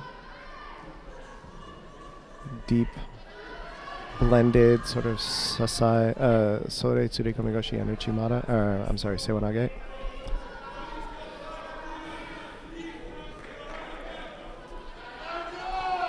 Esposito still up by Wazari with just under a minute to go. Barbosa is in a tough spot. He's down, and he has a Shido. Oh, Esposito in for a very deep entry. And Barbosa just shutting it down at the last second. I think Esposito holding on, knowing that if he can hold on and do some Newaza here, he can burn up the clock. But, of course, that gives Barbosa a chance to come in. He's trying to get some kind of choke here going. Here's a highlight from mat 1. Big attempt to come in Haraigoshi. And then a big Uranage counter. Look at this, Haraigoshi. And then, oh, what a lift. And then down. And I'm very glad he didn't get his arm all the way back. Okay, here we go. 13 seconds left. Barbosa really having to drive now because he's down to the wire. Esposito really keeping out, which is, you know, kind of a risk because you can get penalized, but he has no penalties on the board because you have to be playing positively to the very end. But time just ran out. Esposito held on to his Wazari, and so we'll advance. So, mat 1. Can we go to mat 1?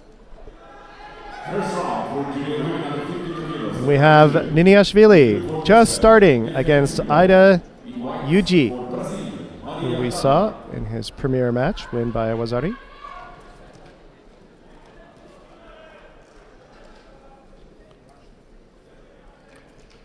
And I always love watching Georgia and Japan play because, to my mind, this represents two of the most powerful schools of thought on judo in their emphasis.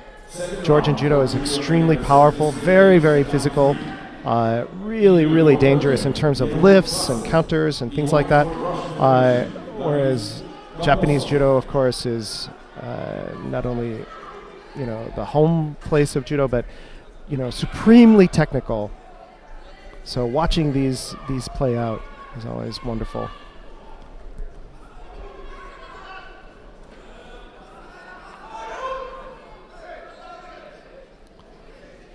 So Ida Yuji picked up a penalty there, a Shido, for a false attack.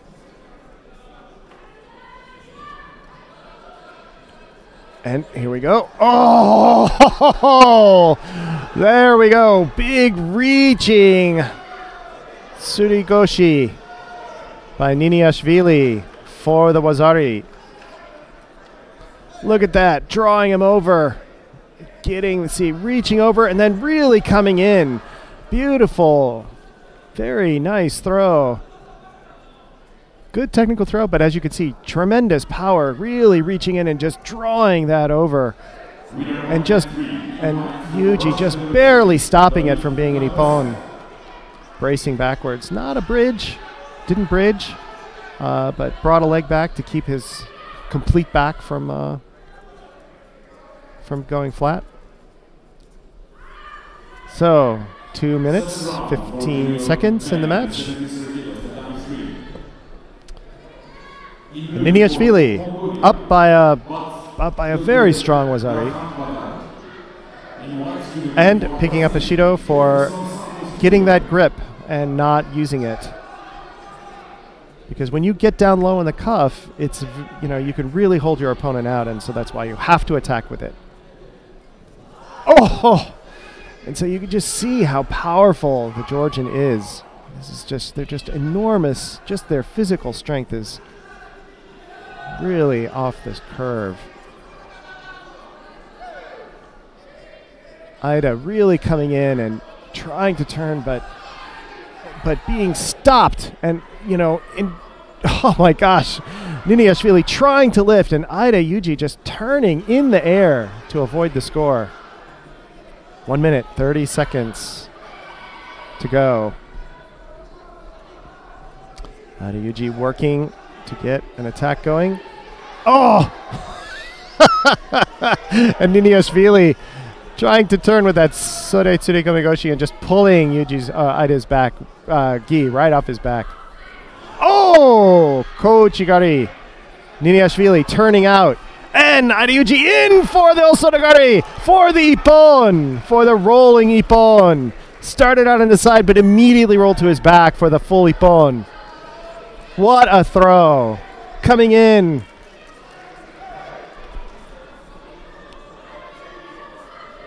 So here he is, coming in for this Makikomi Osodagari. See, coming in, look at that. Really stepping through, wrapping around, coming down through completely, really solidly for that beautiful, beautiful ippon. What a match. Can't be unhappy with that. And apparently we're going to watch this a lot. Okay. 50 times in a row and don't get it.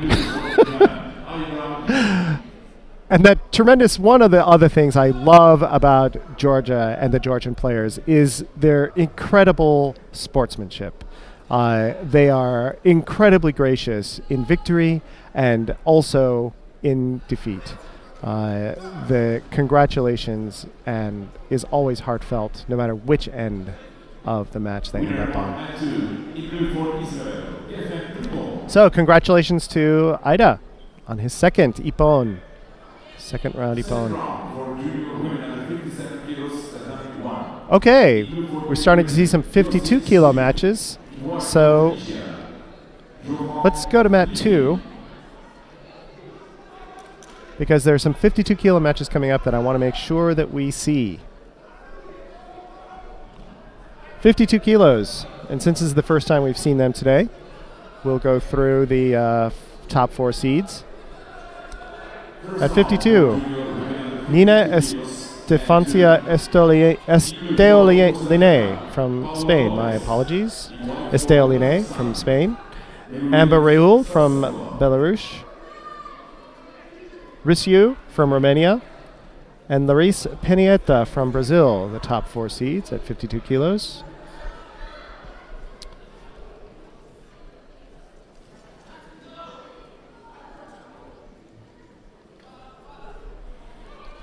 Right now,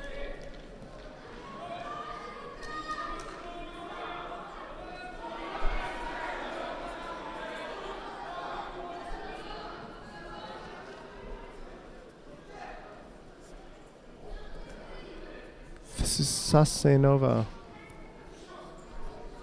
from Kazakhstan. Sarsenova.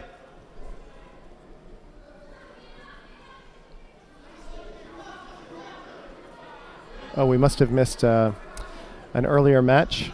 One of the matches I really wanted to see was Takedo Ryoko from Japan versus Giovanna Prado from the US. Must have slipped by us already. This is Sarsenova. Meriut Sarsenova from Kazakhstan versus Paula Lopez.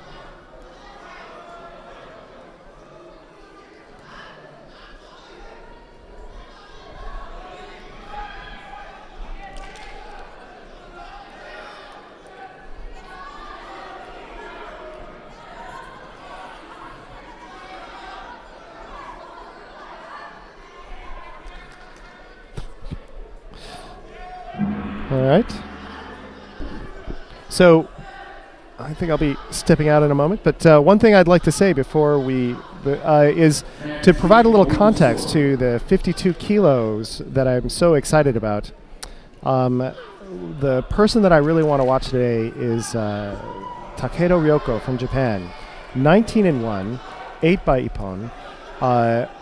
Cadet world champion gold medalist in 2015 at under 57 kilos. She took a gold at St. Petersburg Continental Cup and a bronze at the Leibniz Continental Cup. And took the, okay, but to put it in a little context, in this weight class we also have Sea Ballhaus from Germany, cadet world champion in Chile, 17, who defeated Faiza Mokhtar from France. Then Faiza Mokhtar defeated Seja Ballhaus in the European Juniors in the second round and took gold there and in the European Judo Cadet Championship. So that's, and this is all in Pool B of 52 kilos. All right. Now, then you have also Larissa Pimenta from Brazil, who beat Mokhtar in Berlin and has won 3 continental championships. And that's all in Pool B. But the thing about Takedo Ryoko that I'm very excited about is that she took the Cadet Worlds in 2015 and then disappeared for 2 years, did not have a match in 2 years, came back in 2017 at under 52 kilos to take a bronze at Leibniz and win at St. Petersburg this year. She's incredibly dynamic. She was tiny at 57 kilos, but completely fearless against larger and stronger opponents. Very, very quick and agile. Takes the match to her opponents and has this huge range of throws. And it's like she charges across the mat, like she can't wait to take the match to them. So she was not, we were talking yesterday about star power. Here's a player who did not play like a junior 3 years ago in 2015. So I'm very excited to see what she looks like today. All right, well, let's hope that whatever it is that you're going to have for your break, a coffee or tea or whatever it is, won't keep you too long and you'll be back in time to see her. We missed her first round match against the U.S., but she'll be back in the second match against Pimenta, who is really tough. Well, it could be a while yet because we've got 3 up on the board telling us who's coming, and she's not one of those, so we've got about another 15 minutes or so. There is no score in this contest at the moment. Sarsenova and Lopez. And Sarsenova executing that shimiwaza.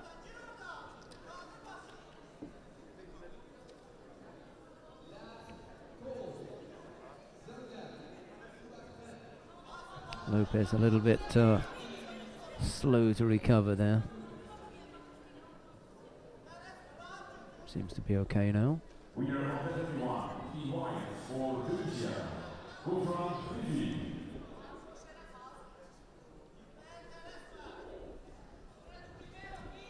Right, let's go down to mat number 1 then. We're going to take a look at the contest coming up there. That features Kana Tomizawa of Japan. She's up against Uliana Mininkova of Belarus. It's Tomizawa in the white judogi, Mininkova in blue. Let's go down to mat number 1 then. There you go. Tall order for Mininkova here to face the Japanese. Let's see how she gets on.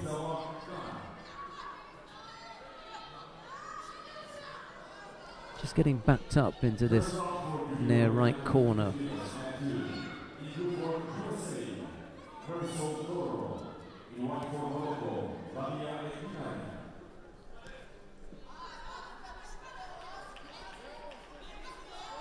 Thought about the Uchimata attack there. Little stab at Koji from Tomizawa, and then a Seotoshi on the right side.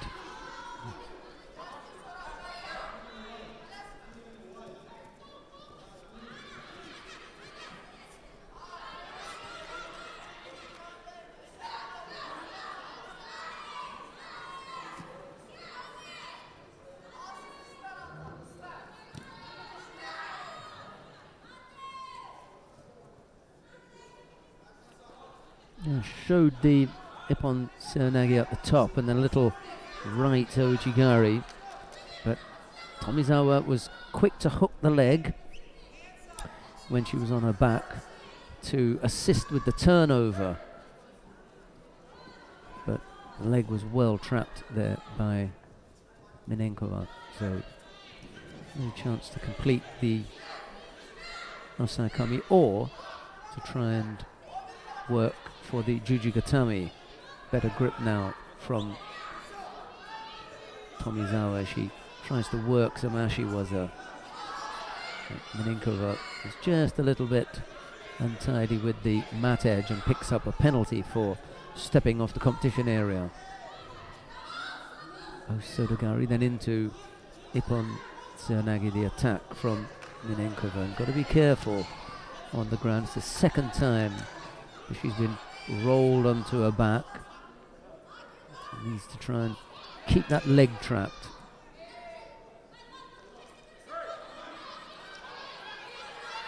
Twice now, Tomizawa has rolled Mininkova over for the attempted turnover.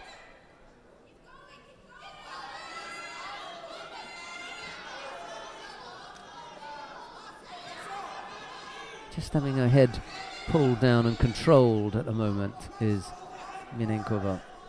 She's got the right arm up around the collar. That's a good effort there. Could come with the Makikomi.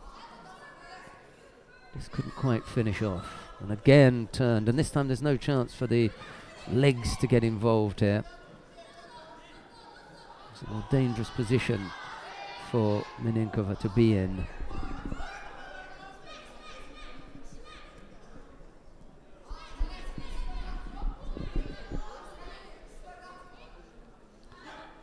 defense, but she really needs to be up and out of there if she can.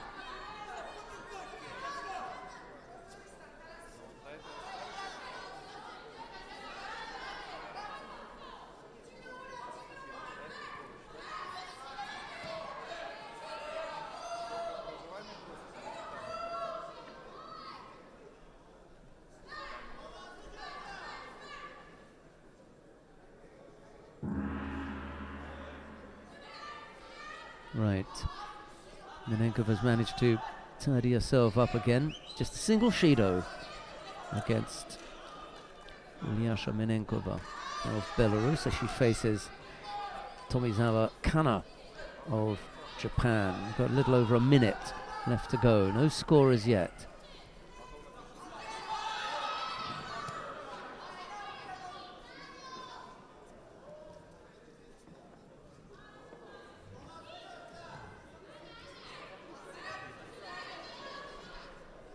Little right-sided Seotoshi effort from Tomizawa, just bringing Minenkova to her knees, but she's going to pick up a penalty here for passivity. It's a second penalty with 40 seconds left to go.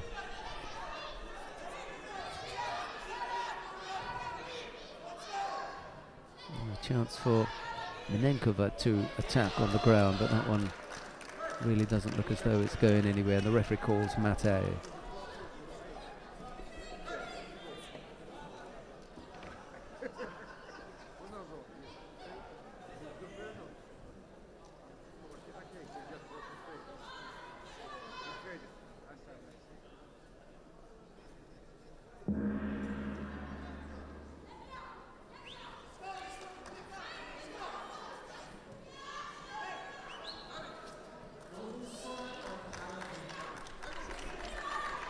And now the Osaikomi.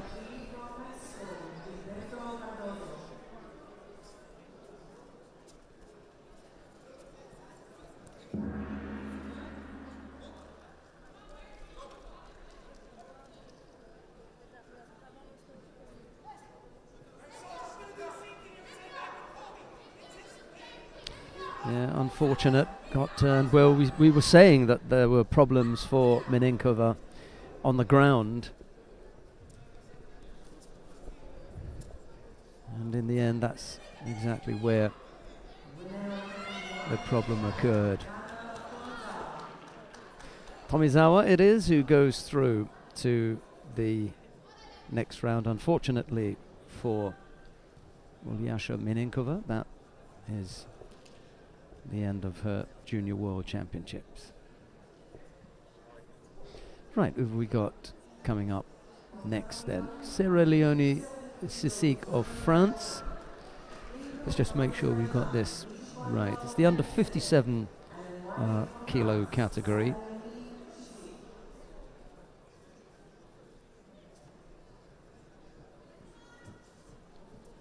And it is round 2. Sierra Leone Sissik of France faces Inchenkolu Munktsedev of Azerbaijan. It's Sisk in the white judogi, Munktsedev in blue.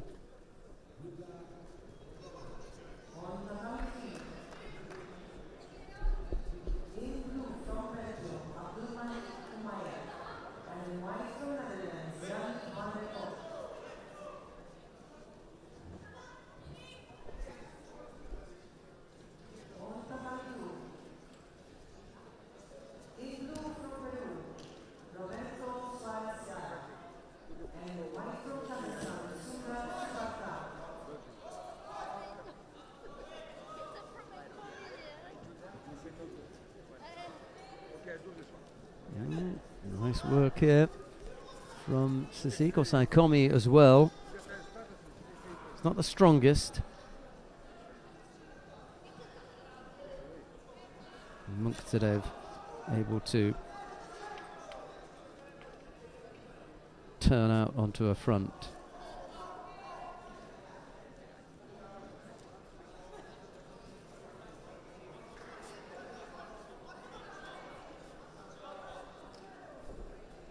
Briefly an Osaikomi.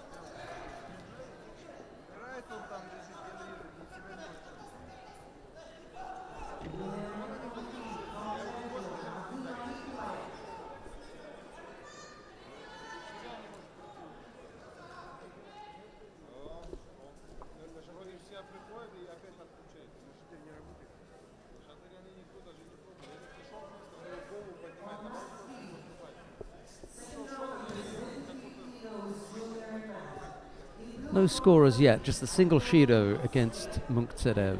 Minute and a half left to go.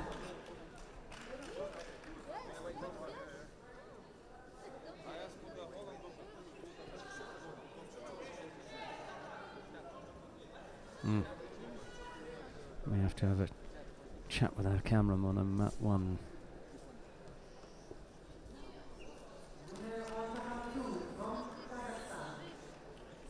Just a little bit too close in, and every time they move he has to then follow them. And of course he can't always catch up with them because sometimes they're a little bit too quick for him, so just pull back a little bit. Single Shido against Munktserev inside the last minute here.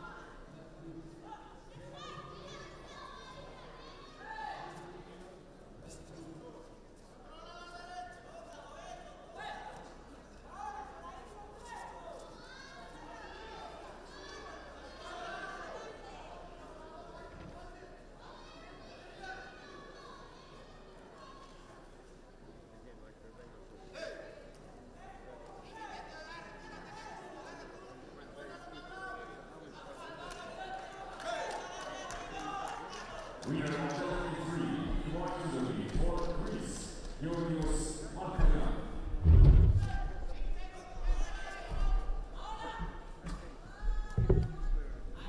Second round for junior man under 17 kilograms, man 3. In for Canada, Gabor Konstantin.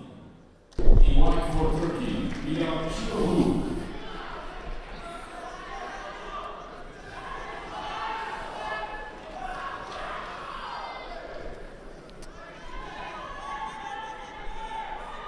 Let's go to mat 1.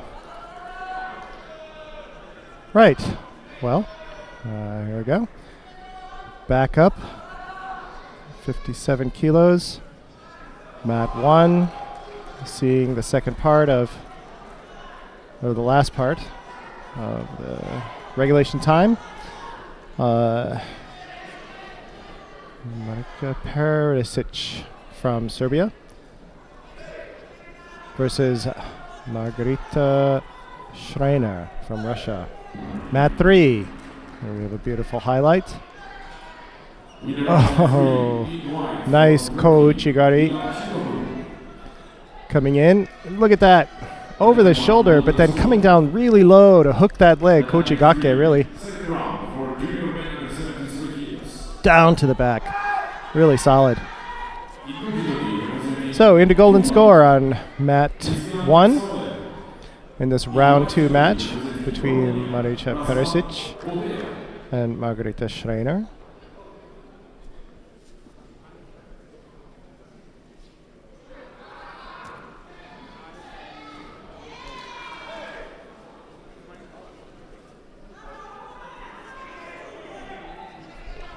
But coming up will be, after this match, we'll be picking up the 52 kilo matches, which again I'm really interested in seeing.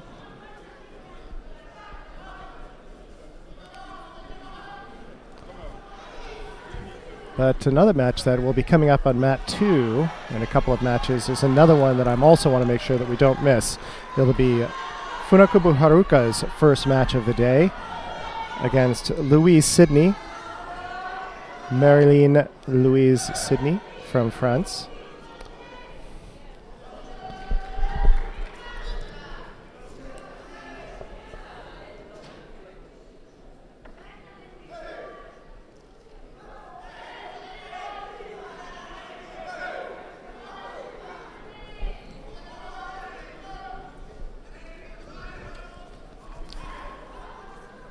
So, Perisic for the Ippon. Winner of the 21, in white, representing Serbia, Marica Perisic. Okay, up now. Sorry, I was a little distracted trying to take some notes. At 52 kilos, from Spain, Nina Estefania Esteo-Lene from Spain, up against Kolodoy Bishrelt from Mongolia. Bishrelt Kolodoy, I should say.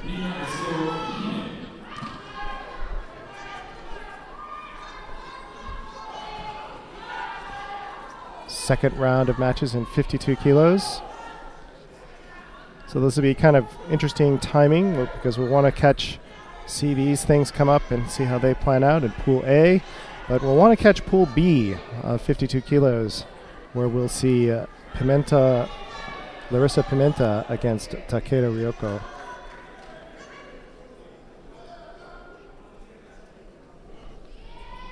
Oh, big Ouchigari by Estelle Linné.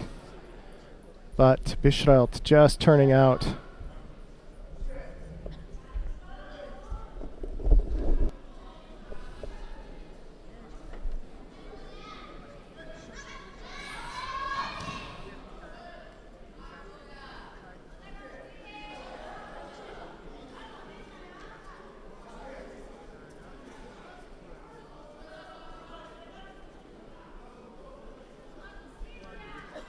Mongolia, of course, has become quite a power in judo. Very physical, dynamic, technical judo. Strong, strong fighters. There's a couple of Mongolian players at the Senior World Championships who were quite impressive. Oh, and here we go. Bischelt in for trying to get a lift going, but Estelle Linné locking up on the lower leg and keeping Bischelt from getting any kind of elevation.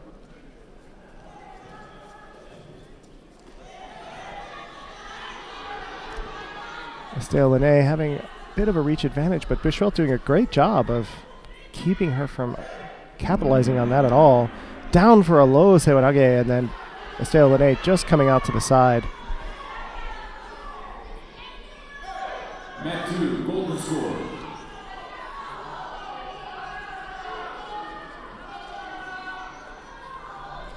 Remember, you can switch to any mat that you'd like to watch. There's golden score on mat 2 right now between Cases Roca from Spain versus Andres Parich from Venezuela.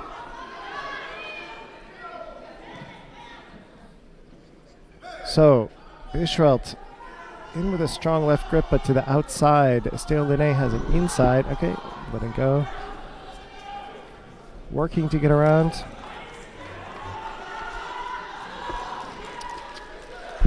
That didn't look good, did it? No. So there we go. False attack on Bischelt. Bad news for Bischelt here. 2 penalties, minute and a half left to go. She's going to have to throw Estolina.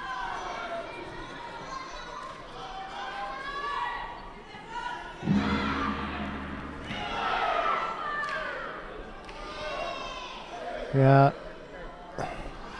Neither player has really been able to penetrate the other's defense at all. Now here they are locked in. Again with a big lift. Oh, Bischelt. Earlier they had... Oh, here we have a highlight from mat 3. Sorry. Yeah. Uchimata coming in for Uchimata. And then a big lift and turn. Nice elevation with that leg for the Ippon.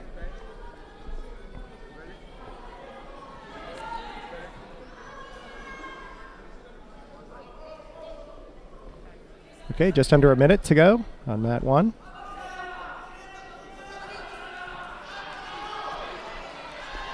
Ended up as a Wazari on mat 3, by the way. Oh, did it? Okay. Yeah. Ooh, let's see, here we go with this lift. This is the third time she's tried to do it. I'm surprised she didn't take her backwards.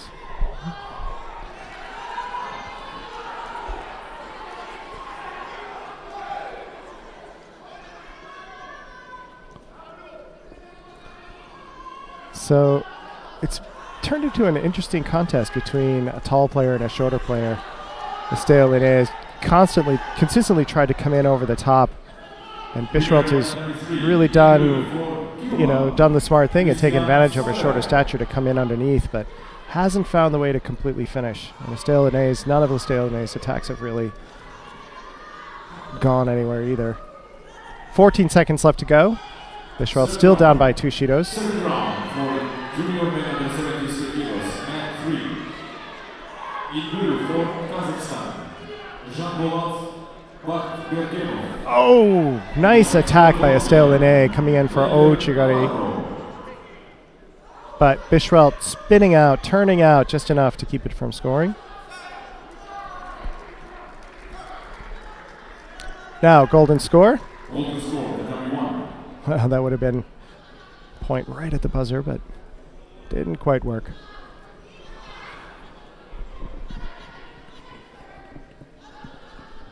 So one match definitely want to take a look at is this one coming up on mat 2 and a couple matches between Pimenta and Takeda. Winner on mat 2 in white, representing Spain. Yeah, on mat 1. Right. And then on mat 2, you've got Funakubo and right. Louis Sidney. I know that you like the Japan-France matchup. Yeah, I do. But we'll see if we can watch both. Second round for Yeah, they look... Oh, no, they're both third matches up, aren't they? Although the Funakubo match has now become a second match. Well, this one's taking its time. Neither player really finding any kind of definitive entry Although, it's funny to me how Estelle Linné is, even though she's tried to take advantage of her height, when she comes in, she kind of crouches down into this sort of collapsed stance. Picked up her first Shido, first penalty there.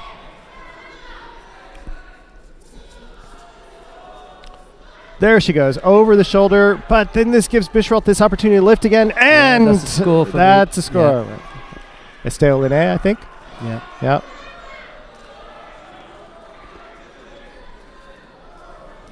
Disappointment for Bishrelt. She was one of the hopes for Mongolia. Yeah. That's a score. Yeah, definitely disappointment. So, in Kochi. First Ochi, then Just- Kochi. Just look at the landing. Yeah, He stopped it yeah, there. yeah. No problems. No problems. Yeah. Second round for junior women under 52 kilos, the 21. I mean, For Poland. what we do, Gene and I and all the broadcast team who sit in commentary positions, is to call the scores in accordance to the current rules. Now, whether we are of the opinion that they are Wazari or not, it doesn't matter what we think. It's what the referee thinks and what the rules are and the interpretation of the rules are and what is a current Wazari. And under the current rules, that Is is a Wazari. Wazari. Right. So, you know, And it was solidly on her side, yeah, yeah. and her shoulder was turned. That's the rule at present. Yep.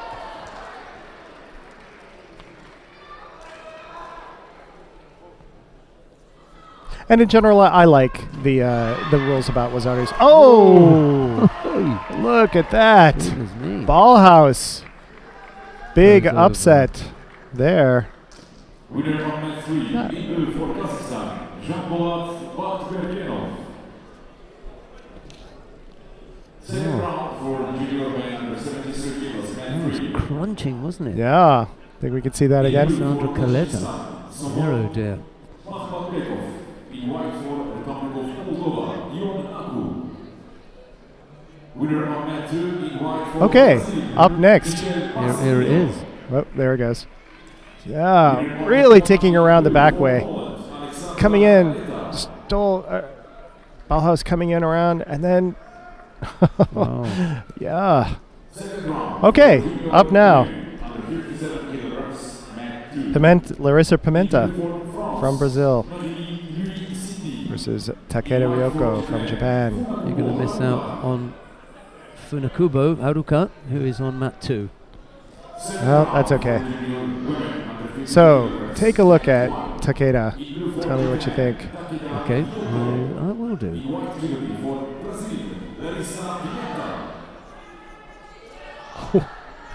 And Pimenta is, of course, you know, a very, very powerful, well-known player.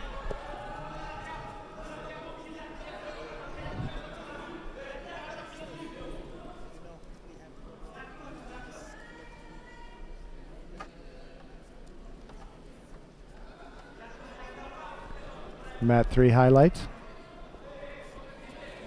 Coming in for Uchimata and then turning it. Pretty. Nice switch up. You know, the reason that they allow that score is that the fighter executing the counter technique didn't use his own body Right. to land and then bring his opponent's body across him. Right. So that's why that one stood. So Takeda in with a variety of attacks here. And watch how she comes across the mat. Look at that. I love that.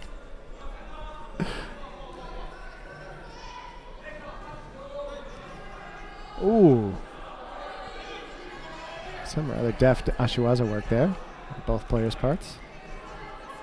Pimenta's the one who's looking for the turn. Wow. Yeah. Dragging her opponent across and then attempting to put her onto her back, but the legs were trapped.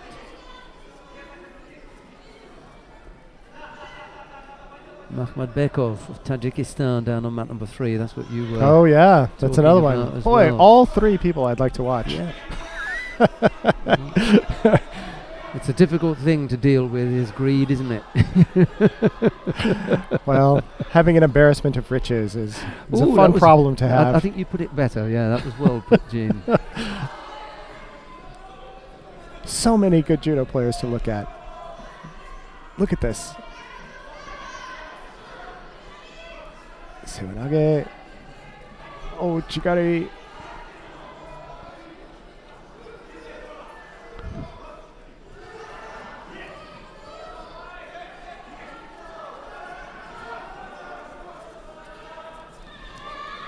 Oh! And then in for Ashiwaza, Kansatsuwaza. So Takeda is on the small side, even at 52. It's amazing to me that she was so successful at 57.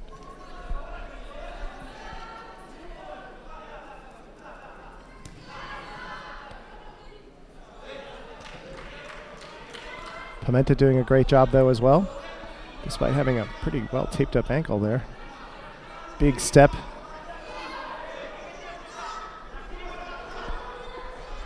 One minute, 10 seconds left in the match already.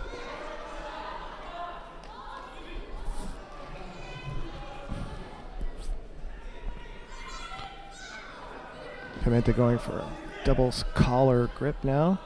But Takeda working it off, now getting a strong left hand grip. In for Sore Tsurikamigoshi. No, I'm sorry, Sewanage. But not quite getting Pimenta moving enough. 42 seconds left, 40 seconds now.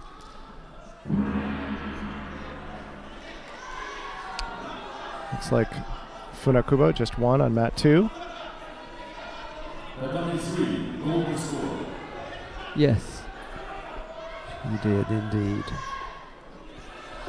Yeah, it's an unusual move to make, you know, to go from 57 to 52. And it could be that because she was quite young, you know, 2 years ago she was up at 57 kilos, now down at 52. It could be that she was just, you know, sometimes you're a little bit young and you've got a bit of heavy weight and you've got that extra youthful puppy fat, if you like. Yeah. Decided to work hard, shed that, and come down to 52.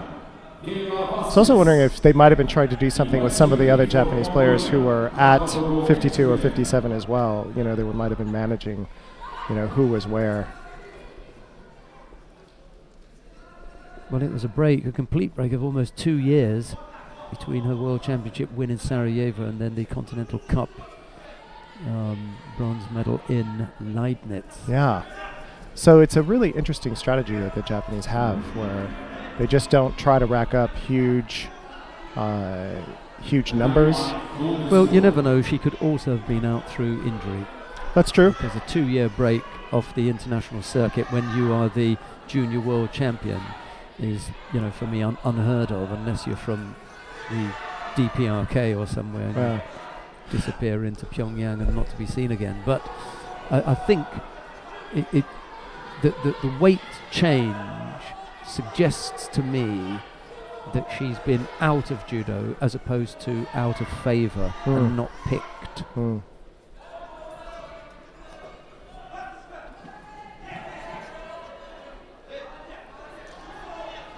Well, she certainly found Pimenta to be really challenging, but that's no surprise. And yet, she has consistently brought Pimenta right to the edge. She several times now has nearly thrown Pimenta, who picks up the first Shido of the match at 40 seconds into golden score.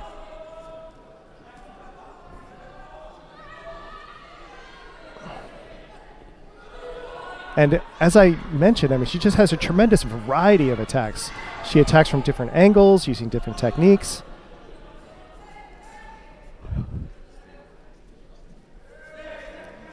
And here she's getting her own chance. Do some Newaza, but Pimenta's just too locked up.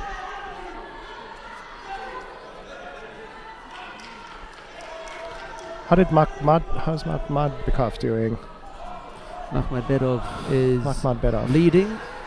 Well, he's just taken the lady scored now in the golden score period, and they've just wiped that off the board. So it'd been given Wazari, but after review, they decided against it. Pimenta in for a big Sewanage, but no penetration at all. Takeda easily sprawling out of it.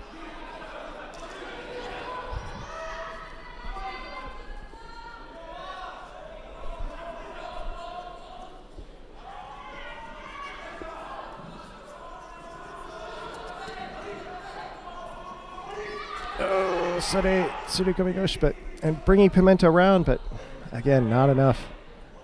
150. 149 into golden score.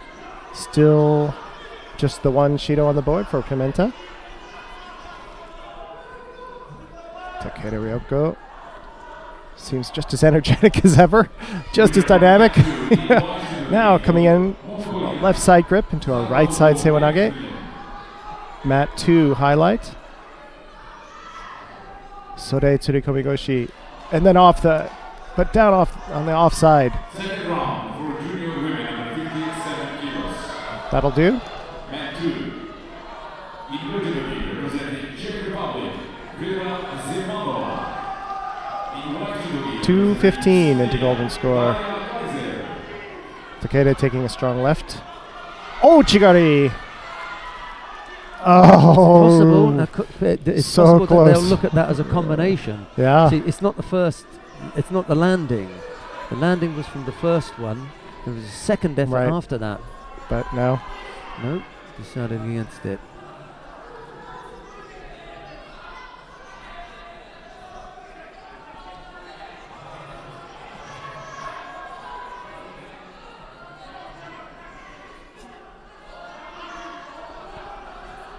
If Pimenta doesn't get an attack soon, she's going to pick up a... There we go.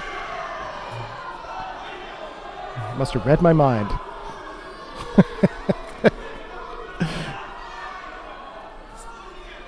Takeda still bouncing around like it's the first minute of the match. Oh, Chigari again. Pimenta just stepping out of it. Mahmoud Bekov has just won his contest down on mat number 3, by the way. Okay. By the opponent, looks like. Yes, it would appear so. Here we go. And that's exactly the kind of thing that he was doing at the World Championships. Oh, and Takeda. Oh, that was close. So his opponent's going to come in, and then he's going to do this, Chigari, and then just bring him down flat. He did that a couple of times, I think, at in Baku. He's a dangerous guy to attack. So, Mahmoud Bekov on his way. winner on mat 3. In blue for Oh, big step by Takeda, but Pimenta really jumping around. 342 into golden score. Oh, this is grueling. Next contest on mat 3 is third round for junior men under 73 kilos.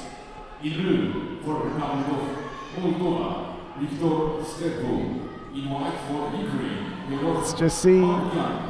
Pimenta's had some great attacks too. Okay, she's got that big right hand. But Takeda has no qualms about coming in on the inside, coming in underneath it. Just like that. So, cleared the hand, cleared the grip off her back. Whew.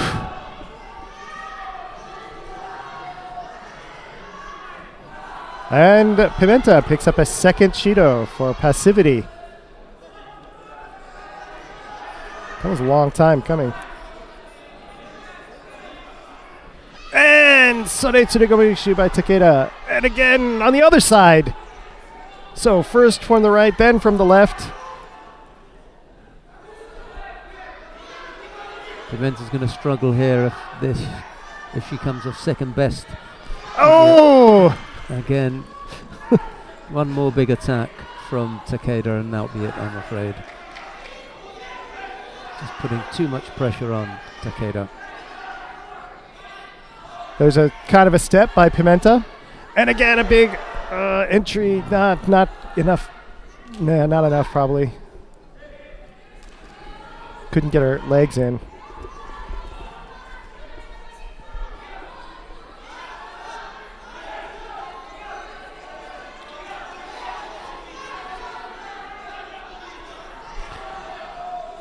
Oh, that was close. Takeda coming in for an entry, and Pimenta nearly countering it. Now in for the shimewaza. Yeah, she felt that coming, didn't she? Yeah, she did. That's the danger with attacking so often. You're giving a lot of opportunities. But they've been such good attacks that there's been very little chance to counter. That one, though, that just shows tremendous presence on Pimenta's part. Okay. Nothing? No, okay. I guess no control. Sode Tsurikamigoshi in finally for Wazari. Yeah, the hands down at the back attempting to stop it. Yeah. Right. That's part of the new reading, the ruling, is that if you're reaching back to stop yourself from getting thrown. So here we go. She's going to come in, and then Pimenta's going to drop, and then she's going to take her backwards. There you go. And then immediately moving into Newaza. Such presence. That's just such mature play. Really good, clean. So, Takeda Ryoko over Larissa Pimenta from Brazil. Second round for junior women under 52 kilograms. Returning 1. Individually representing Mexico, Paulina Martinez. Oh, cameraman's all over it now, isn't he? Look. Yay! Zooming in on the scoreboard and all sorts of stuff. Well done, young man. Up now, Faiza Mokhtar from France versus Paulina Martinez from Mexico. Mokhtar we also saw at Baku, I think.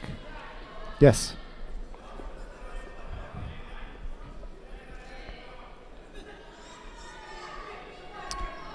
And on mat 2, somebody that we saw earlier in the day, Kaja Kaiser from Slovenia.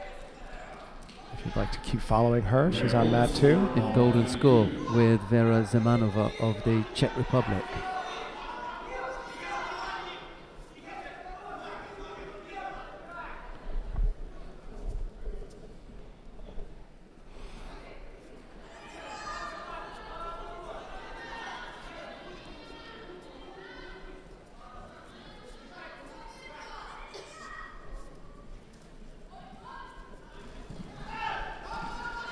Martinez giving Mokhtar a pretty good match. Both players have a Shido. Mokhtar in for a sort of a desperate Sewanage, I think. But Martinez sprawling out, shutting it down, really crushing it.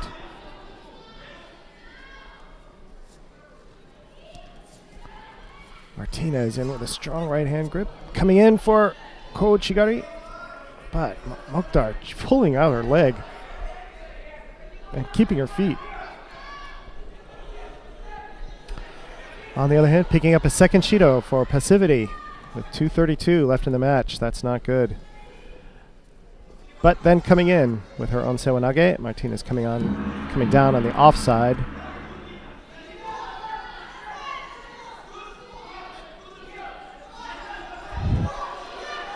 Martinez really putting on the pressure now, knowing that even if her attack isn't successful, she may be able to draw that third penalty. So she can really turn up the heat. Mokhtar is going to be in a bad spot.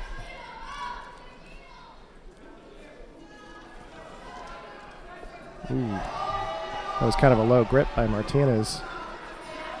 Just suspicion of Martinez having ducked the head underneath as well. Yeah. Okay, Mokhtar in with trying to get us on Kaku going, I think. Nope. Switched out.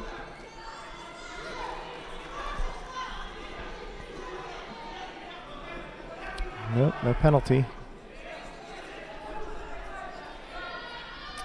Yeah, so that's something Mokhtar's doing a lot. She's really reaching over and putting Martinez in a very uncomfortable situation. Oh, nice attack, but the referee had already called mate.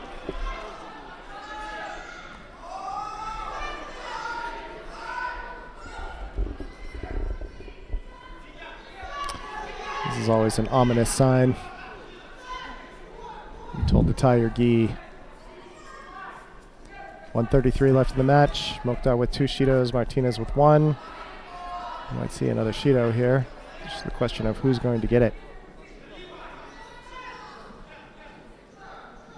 Falls attack on Martinez. So now both players, 2 Shidos with 1.5 minutes left. That's a long time. Big Sewanage and a nice cartwheel by Martinez to avoid the score.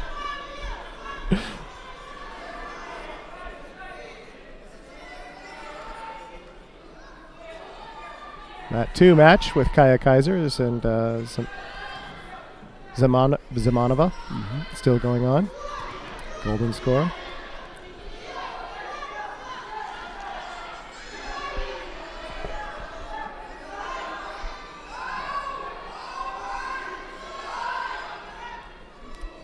Starting to get into the quarterfinals soon. We'll have a quarterfinal match coming up in the next match. Lombardo, Manuel Lombardo from Italy versus Abdurakhmanov from Kazakhstan.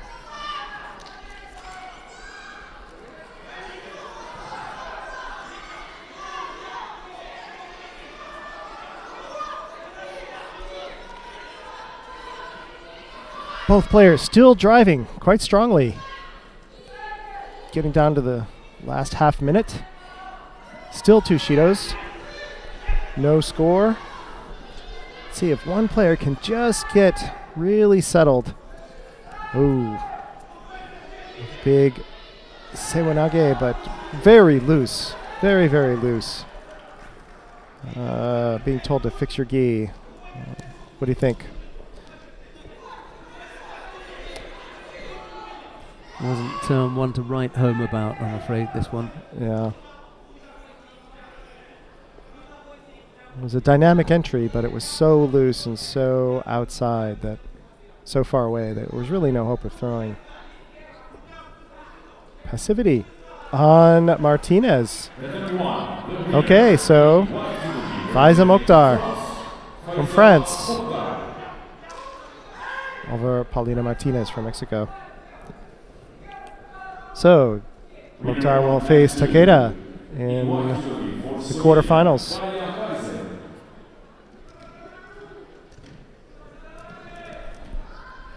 Right, the under 66 kilo category, the first of the quarterfinals, is about to get underway. We're looking at a contest between Manuel Lombardo of Italy, beg your pardon. He's up against Bakichan Abdurakhmanov of Kazakhstan. It's Lombardo in the white judogi, Abdurakhmanov in blue. In blue for Croatia, Ilya Topoles.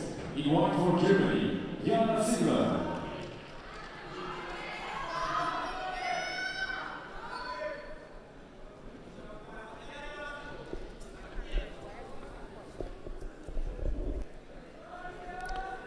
Between the two, Lombardo's had an easier day.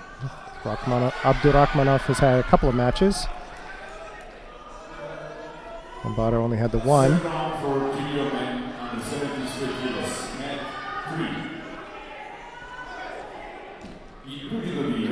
Both players picking up a Shido.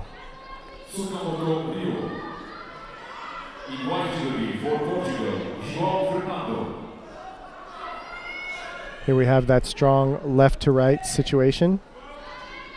Abdurakhmanov getting a strong left side grip. Lombardo on the strong right.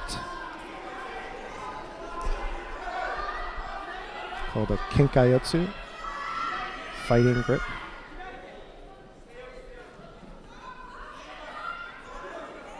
It allows you to attack with your strong side, but it keeps your weak side away. But it can be very difficult. It's hard for both players to get that second hand, as we see them struggling here. They're allowing the power grip on the collar, but getting that second grip. So here we go. There we get kind of a tug of war. Lombardo's got the better of it. Coming in for a Sewanage, but Abdurakhmanov really stepping around to the side and nearly taking Lombardo back.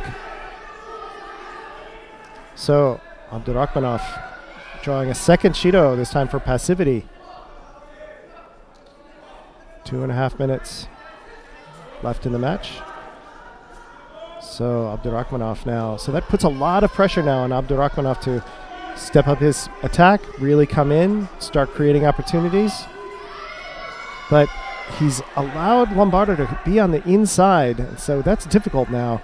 When you're on the inside of that Kenkayotsu grip, you can really, really hold the other player out and then draw them in too. So it's really an advantage to be like that. Abdurakhmanov is really trying to crush down, get that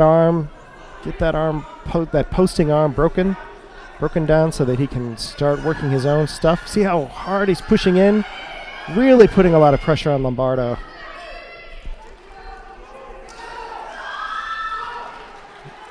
Coming in with that low Eshiwaza. Lombardo getting kicked a couple of times. Oh. And they're jabbing each other but saying, oh, I'm sorry. Nice little exchange of sportsmanship there. Oh, and then in for a big entry. One of the biggest entries we've seen so far by Lombardo. That might put Abdurakhmanov in a difficult spot. Okay. No penalty. 1:22 left in the match.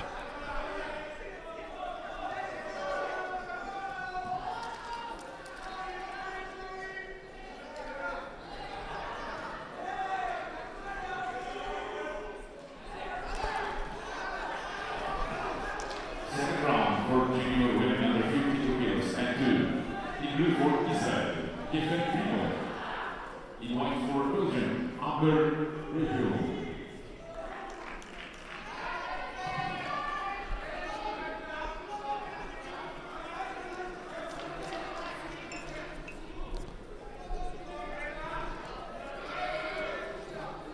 So a match that we'll want to see coming up on this mat is the next match. We're watching, it will be Chepanov from Russia versus Aida Yuji from Japan, one of our Japanese unknowns. Okay, and Abdurakhmanov drawing the third Shido for passivity. So Manuel Lombardo from Italy will advance. For junior men under 66 kilograms. Lombardo in the semifinals. So up now, Chepanov from Russia versus Aida from Japan. And everything I was saying before about the matchup between Japan and Georgia always being wonderful to watch because of the different schools of thought that are represented there in judo is even more so between Japan and Russia. Russia is tremendously physical, aggressive judo. Very powerful. Oh! Aida in for a big Ouchigari, and Chepanov doing a great job of countering and bringing Aida around, and Aida just turning out of it enough. What an exchange just here in the first 15 seconds. Okay. Again, the Kenkayotsu situation. Aida in with the right hand grip.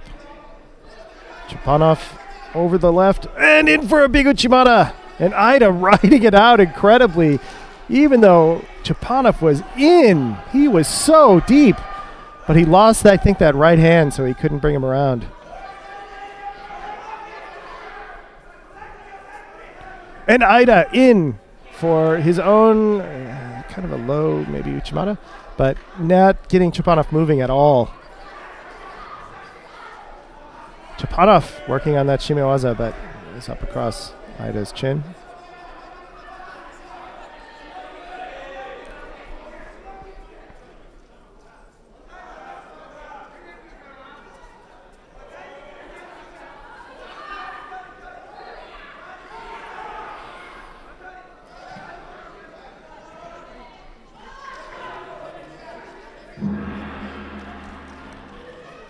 Aida with the ippon.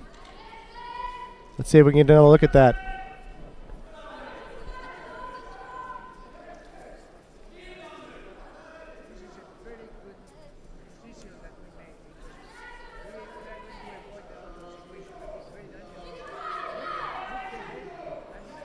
Winner of that So can we get a replay of that?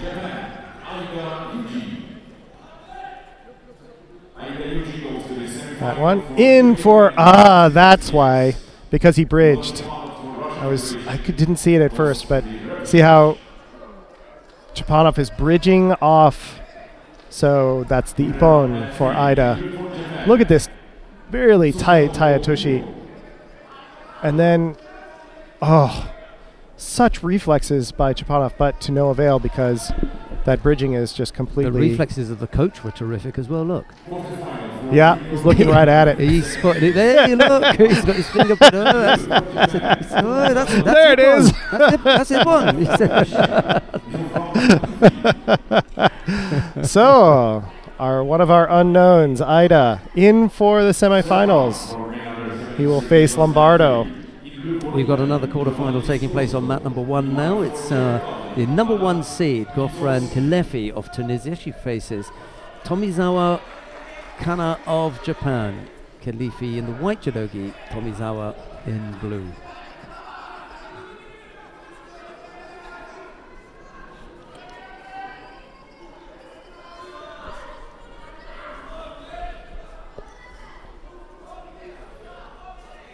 Looks like Tomizawa got poked in the eye there a little bit.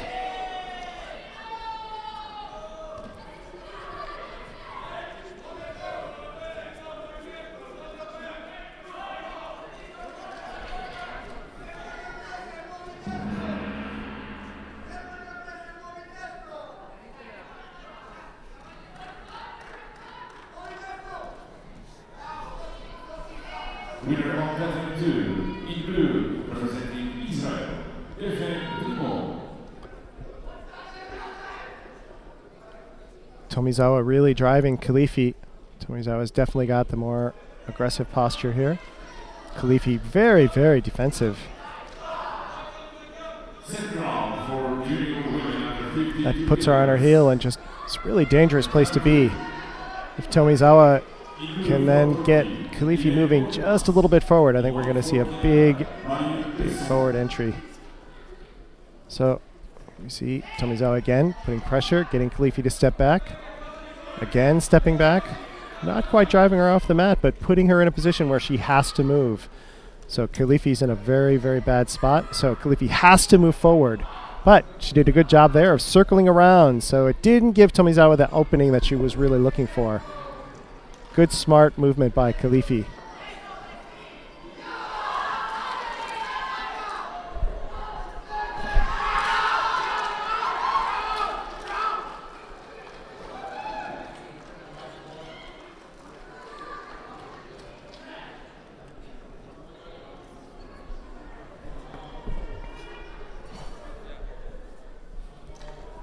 Oh, pretty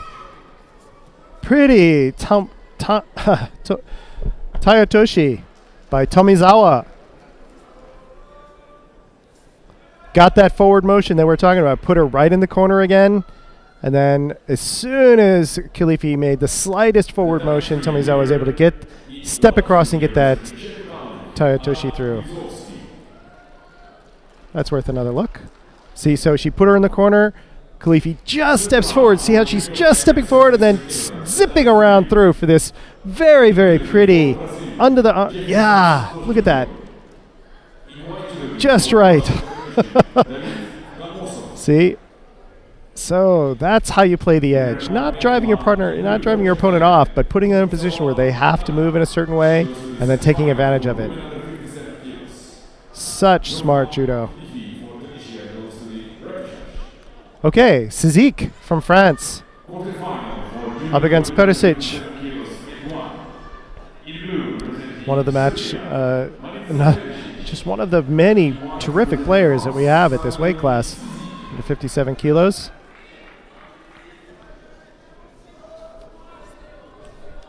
Sizik in white, Perisic in blue.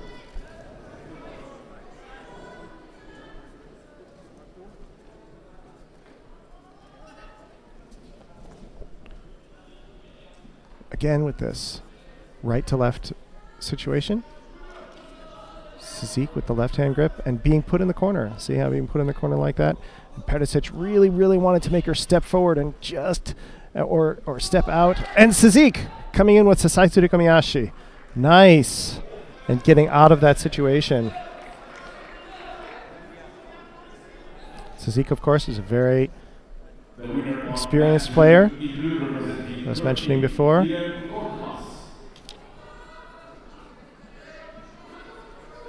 European junior champion. 5th at the European seniors. 3rd in Düsseldorf. Perisic, also a very experienced competitor. Here's a mat 2. Ippon. Oh, white player stepping in for Osoto, and blue dropping and then doing a beautiful uranage. Look at that, perfect timing. Stepping in and then dropping, bringing her over and around. Well done. That was Ricciu over Sarsanova. Or no, Sarsanova over Ricciu, right? Okay, and Suzuki with the Ippon. As I was looking at the lineup board, here where Suzuki does a throw. Oh, it does an armbar. I take my eyes off for 1 second. Man. Okay, so we're gonna stay on mat 1, where we have Estelle Linné versus from Spain versus Kaleta from Poland. Alexandra Kaleta. And then up next we'll have Takeda from Japan versus Mokhtar. God, that Pool B, Pool A and B in this weight class are really, really tough. 22 judoka in this weight class, and they're all little buzzsaws.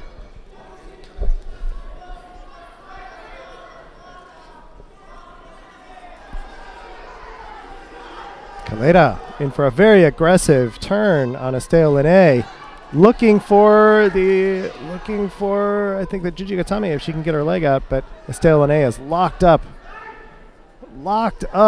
on that leg like a limpet. Oh, but look at that, Kaleta's working to get it out. She's getting the opposite leg for the arm for the Jujigatame. Oh, but Estelle Linné turns into it, disrupting the angle. Really strong attack by Kaleta. Really strong newaza attack and a really good response by Estelle Linné. False attack penalty for Kaleta for the initial entry. Waved off. False attack on Estelle Linné for the initial entry. Okay.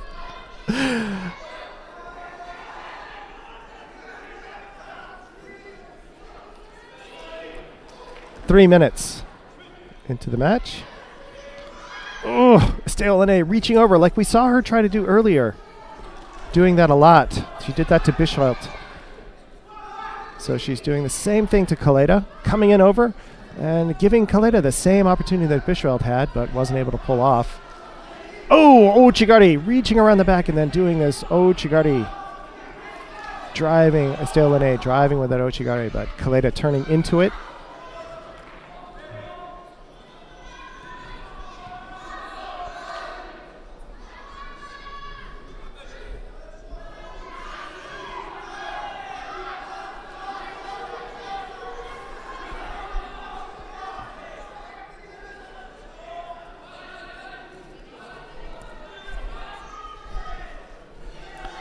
Again, with this big newaza exchange.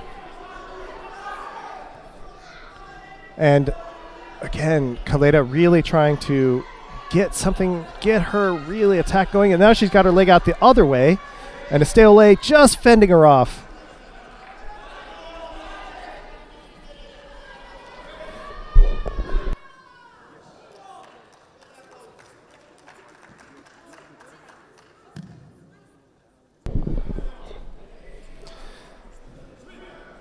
Just under 2 minutes left to go. Estelle Linné still down by a Shido, but no score on the board.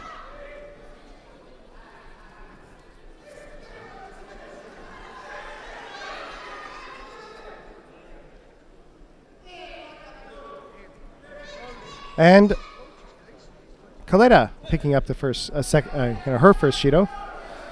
So now it's all even.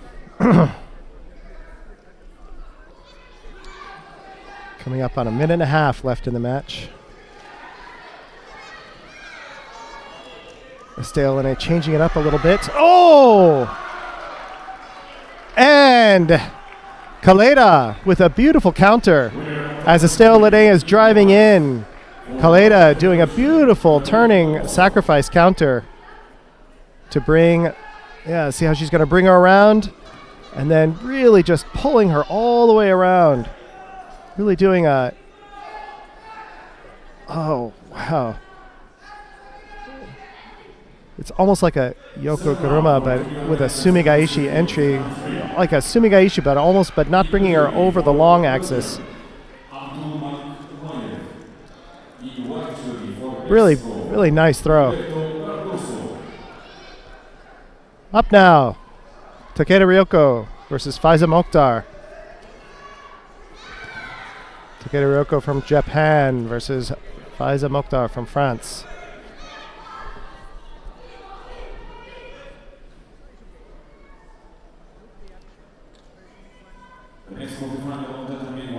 Mokhtar, who we saw in the Senior World Championships.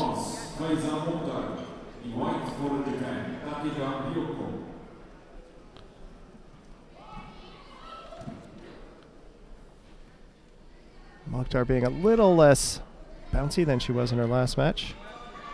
I'm sorry, Takeda. Oh! But in for a very surprising entry. Really bringing Mokhtar around. Just sprawled out enough. Winner of Chapter 2 in white, representing Romania,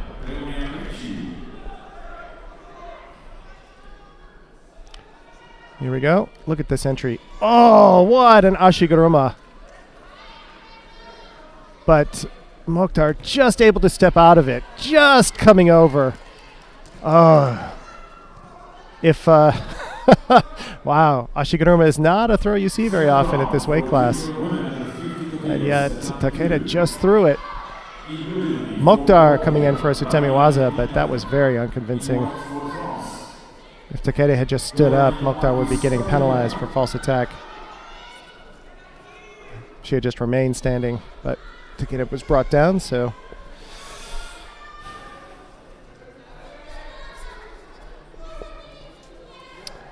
Okay, Takeda turning it up a little bit. Really changing the Kumikata pace and rhythm, making Mokhtar move a little bit more. Mokhtar coming in with her own Shimewaza, her choking technique, this kata tejine, this single-handed choke.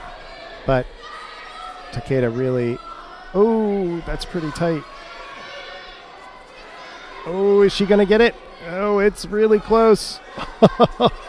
Oh, no, mate. No, not called mate yet. I thought when she flopped to her back there, she had stopped. But no. Oh, and Takeda turning into it. Oh, wow. Oh, that was close.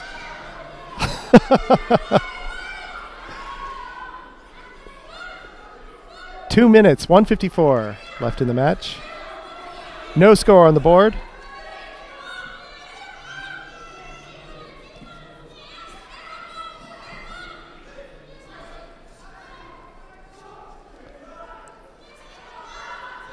So, with half the match gone, let's see how it'll go. Takeda's had some really, really close throws. Mokhtar had just a very, very strong Shimewaza potential there, but both players have really brought it on. Mokhtar in with the inside a little bit on the right side grip, but Takeda breaking it down. So Mokhtar having to switch her grip, trying to come in for an Uchimata. Takeda being a bit more defensive than we saw in the first match. She really had put so many attacks on Pimenta that Pimenta never really got anything going. Mokhtar's been a bit better here, although Takeda still definitely has the advantage in terms of the effectiveness of what she's launched.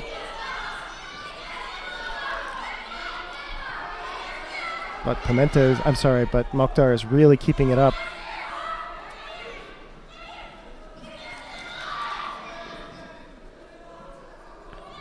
Takeda in both players getting this really low on the sleeve, really low sleeve cuff grips.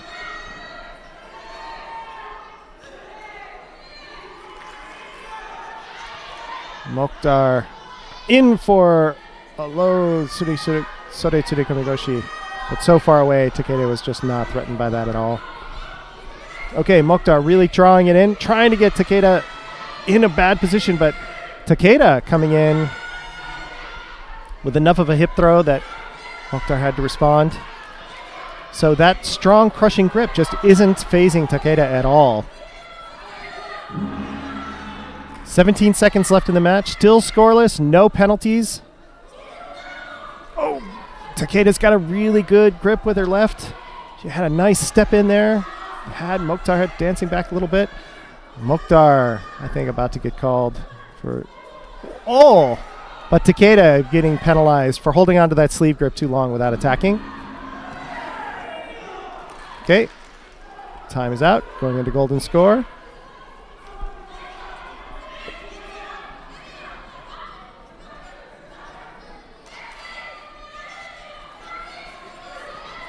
Takeda in for Ouchigari, but no. Again, in. Mokhtar stepping in as well. Both players really doing some exchanging. Oh, Takeda in for a Sewanage, but Mokhtar stepping around with a big step, big leg to brace. Whew.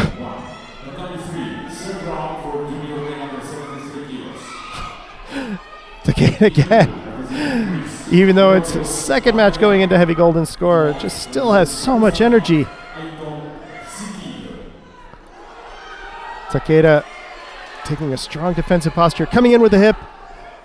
Mokhtar reaching over the back, trying to get her own attack going, but Takeda's got the inside. Mokhtar steps across. Takeda with the Ashiwaza, making Mokhtar stay on the side. Oh, doing a little bit of exchange, switching positions, and Takeda is stepping across. Mokhtar resisting and coming down on her front. Hopefully not hitting her face. 104, 105 into golden score. Mokhtar in for a big Sewanage. Big energy Sewanage, but not enough penetration, not turning in enough. And her hips and legs never really got in either. It was enough to get an attack registered, but not enough to throw. She had to do something because Takeda just had too many attacks going in. And again, Takeda in for Sewanage for the Wazari. 126, 125 into golden score. Takeda Ryoko.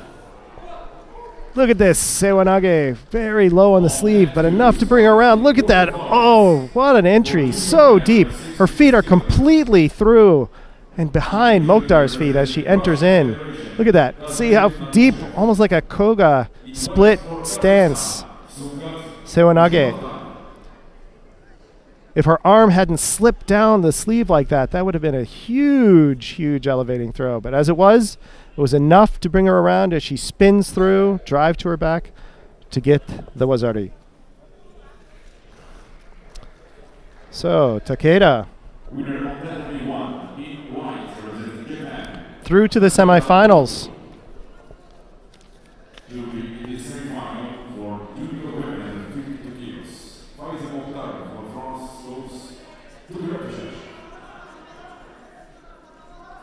Winner on mat 3, in blue, representing Greece, Georgios Markarian. Well, the next contest on mat number 1 is a repechage contest. There's a quarterfinal on mat number 2 and a round 3 contest on mat number 3. The choice is yours, Jim. Let's go to the quarterfinal. Right, the quarterfinal on mat number 2 then. That's in the under 66 kilo category. But we'll want to keep an eye on mat 1 too, because there's a semi-final coming up between. We'll come back to that. Yeah. Ida Yuji. Sungat Shubatkan of Kazakhstan faces Kazbek Nagushev of Russia. It'll be Shubatkan in the white judogi, Nagushev in blue, and we'll come back to mat number 1, as Jim was saying, for the Semi-final in the under 66 kilo category, Manuel Lombardo and Ida Yuji.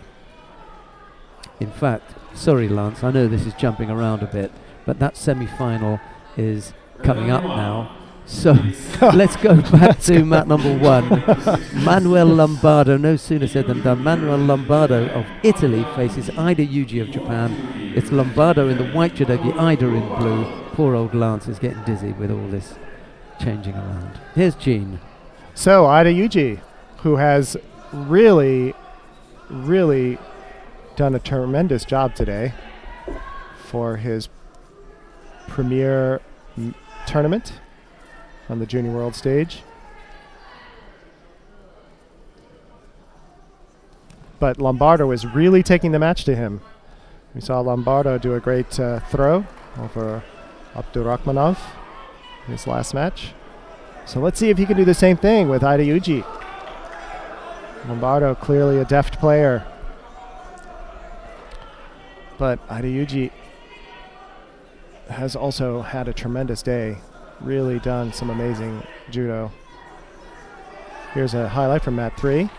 Oh, let's take. How did that go again? White player in for Sewanage. Nice. Big, low Sewanage and huge elevation and rotation. Oh my goodness! And Lombardo and Ida Yuji spinning and spinning around, trying to get an advantage there. So they both really spun around so fast they threw each other off their feet. Man, this is every time we do one of these highlights, then something happens on the match we're actually watching. Well, let's just keep putting in the highlights. Yeah, so judo's exciting all day. Oh, and Lombardo! Oh, but he gets the Wazari.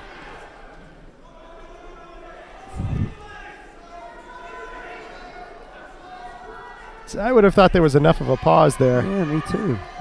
Because they were stopped. Yeah. They were completely stopped. See, he stopped. Look at that. Oh, he came back. For me, he comes back. And that's another push. Okay. Here. So a Maki Komi and then... That's the stop for me. After this is a push from the ground. So... Okay. It's a Wazari. Well, stayed on the board. Stayed on the board. But, you know, I felt that he was through with the technique. There was a push. He got pushed back. And then he did a second. Back. And then a second The second pushback for me is a push from the ground. That's not a score. Anyway, it's on the board. Okay. You know, when you see it at speed, you could say, you know, okay, it could be a score because it's continuous. But you see it. There's a moment when he just pushes back. Right. Yeah. And for me, that's where it stops. Anyway, as Gina said, it's on the board. Wazari's the lead for Manuel Lombardo. Okay, Lombardo down. Lombardo's done a great job of bringing the match to Ida Yuji. Down with that seated kata-guruma, I mean. I think my brain is getting fried a little bit. Well, you've been at it all morning.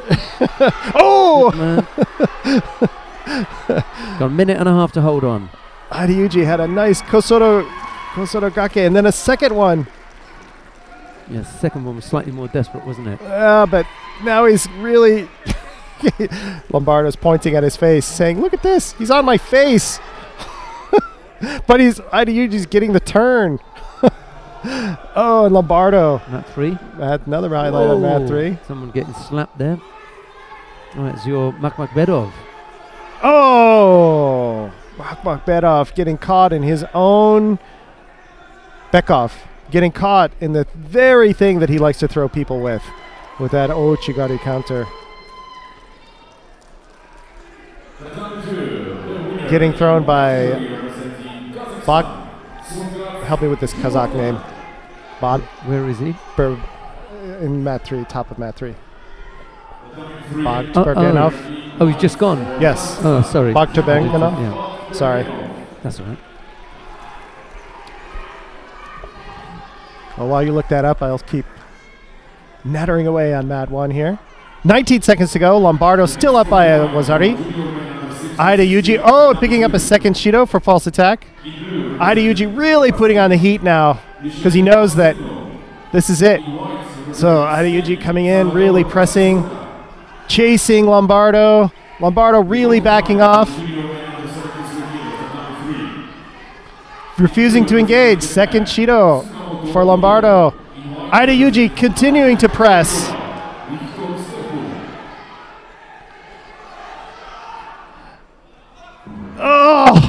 Oh!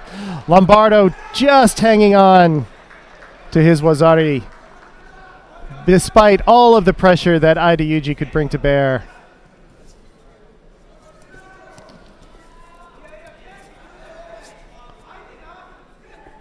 So, a terrific run through the medal matches, up at these preliminary rounds for Aida Yuji, but he will go down to the repechage, so he still has a chance for a medal today. Someone, Makbedov, lost out to Ranbold Bakhtabegenov of Kazakhstan. Thank you. That's who we'll see in the quarter-final. He'll be up against Bilal Çalhanoğlu of Turkey. And here's that Wazari that we thought was kind of controversial. So he's coming in, and it's a nice initial effort. There's the push. Aida pushes. Over he goes. Back pushes comes down, the leg. and he's down. Settles himself. He puts his right hand down to settle himself and comes back with another push. Yeah. He's lucky to get away with that. Yeah. Lucky to get away with that. Lucky held on despite everything Aida Yuji brought. Okay, so terrific runnings again by Aida Yuji. Who got number 3, I think. Yeah, let's go down to mat number 3. Adam Bidzovsky of the Czech Republic faces David Gamozov of Russia. It's Bidzovsky in the white judogi, but Gamozov in blue. We're just about to get underway with that quarter-final on mat number 3. If you want to see Gofran Kilefi and Marica Perisic of Serbia, just click on one and you'll get that one. We'll probably come back down there to see the... Here's a highlight from mat 2. Yeah, okay. We'll probably come back down there when Tomizawa and Sisik are on. Although on mat number 2 you've got a quarter-final coming up now. Funakobo Haruka of Japan is about to take to mat number 2 in her quarter-final, isn't it? It's quarter-final there. And this match replays between Funakobo and Lakfa Togu. That replays the finals of last year's Junior World Championships, Really? where Funakobo won Wow. over Lakfa Togu for the gold. Now here they are in this year's quarter-final. It was a pretty decisive match for Funakobo. It was Osaikomi, I think. So we haven't been able to watch Funakobo today, but if you want to, go ahead and switch to mat 2. We're going to stay here on mat 3, watching this quarterfinal. Bidzovsky, Gamozov.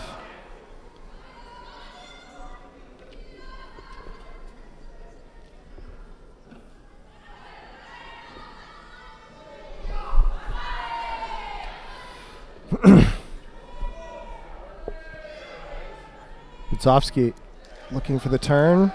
He's got the turn, but Gamozov has got that leg locked up. He's also got the Wazari. He does. So Put that on the he can board. now keep working away. Oh. So let's see how he got that. Wazari. Okay, in for the Uchimata. Nice little Ashiwaza. Bringing him around to the side. Lands on his hips, but brings him just enough to his back for the Wazari. It was also the suspicion of the hands. Yeah, Yeah. Gene, yeah, quite right. So if you brace back with your elbows, trying to keep yourself up, that counts against you. Oh, going in for some Konsetsuwaza, some armbar, but switching off now to another turn. He's going to try and get this turn going. Of course, it's all to Bidzovsky's advantage to burn up as much time in the Waza as possible with a Wazari on the board. Funakobo just won on mat 2 with Osaikomi.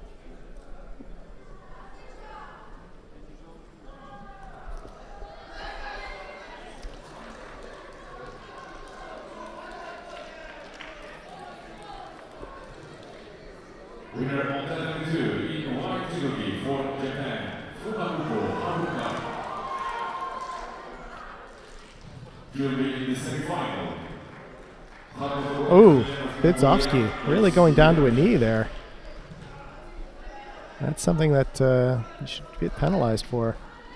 You can't just drop and avoid play. But I guess they're giving him a pass at the moment. Which if he does it again, oh, big Sutemi Waza. Nice elevation there, getting Gamasov kicking his feet in the air. Okay, again, being told to fix your gi in the middle of a match. Wonder if they picked up that. So it'd be funny to give him a false attack now after that other false attack, after that other much better attack. But it'd be interesting to see if they give him a penalty or what happens here.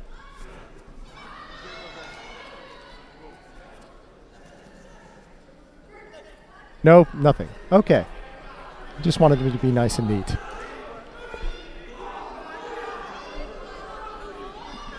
We've seen a lot of those today. A lot of that kind of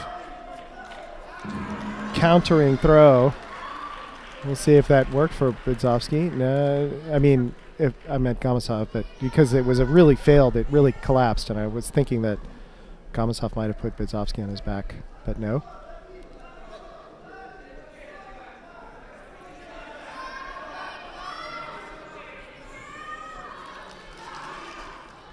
So are you familiar with either one of these players? Have you seen them much, Sheldon? I haven't actually, no.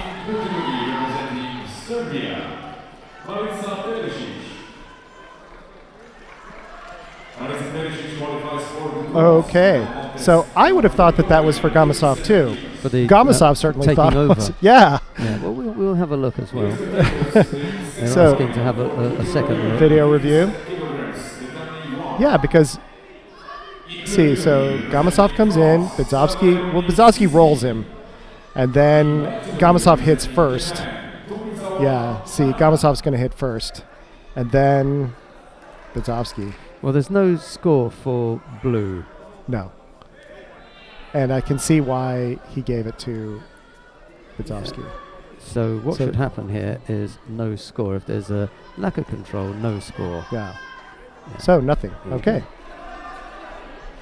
If there was a score at all, I would have gone for Bidzovsky. Yeah. Because Bidzovsky rolled him. Yeah.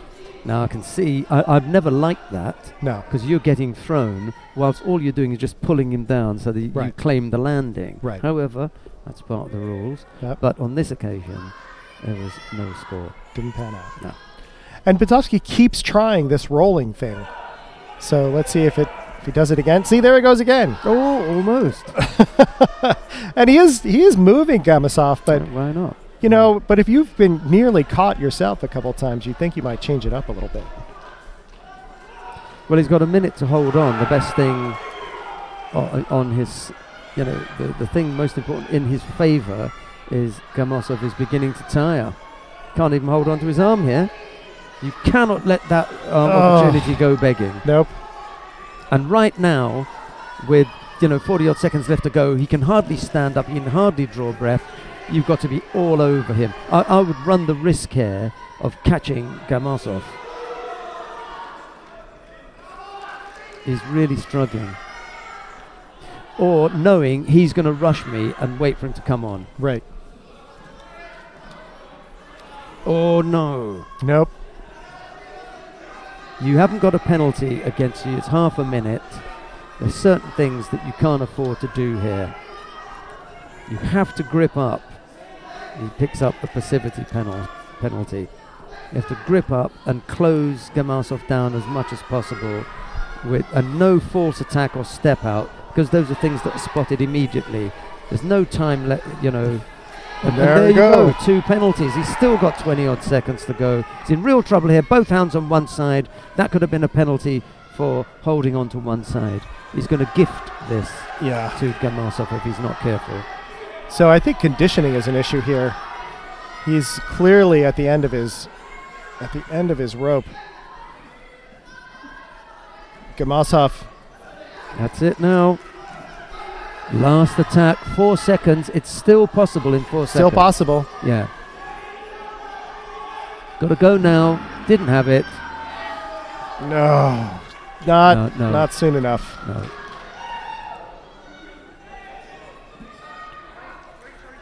So Bidzovsky hangs on to his Wazari Only just. by the skin of his teeth. So let's go quickly to mat 1, if we can pick up. Hang on. Oh no, They're looking at this. This is not about whether this technique starts on time or not. This is really about whether Bidzovsky, having heard the time, also said, okay, arm off. It's not really about whether it's on time or not. I think he's just going to call it. Yeah. Gamasov's clearly not happy. But I wouldn't be either. It's a disappointing match. Yeah. Okay. The 93 winner in white representing Czech Republic, Bidzovsky. So, if we can go to mat 1. No, it's not. This is not done yet. No? Gene. Oh, sorry. Golden score on mat 2. I thought he had called it. No? Well. Okay.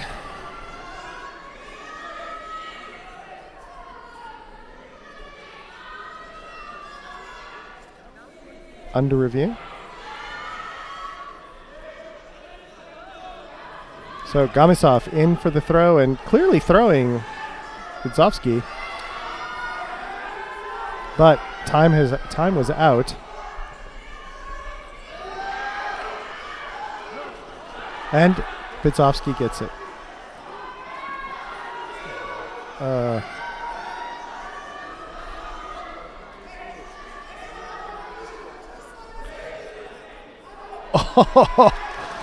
Okay.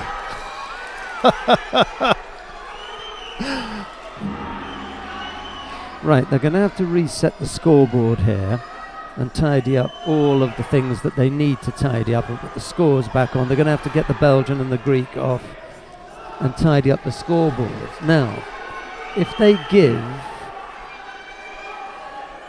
the Russian the Wazari, that would level the scores up.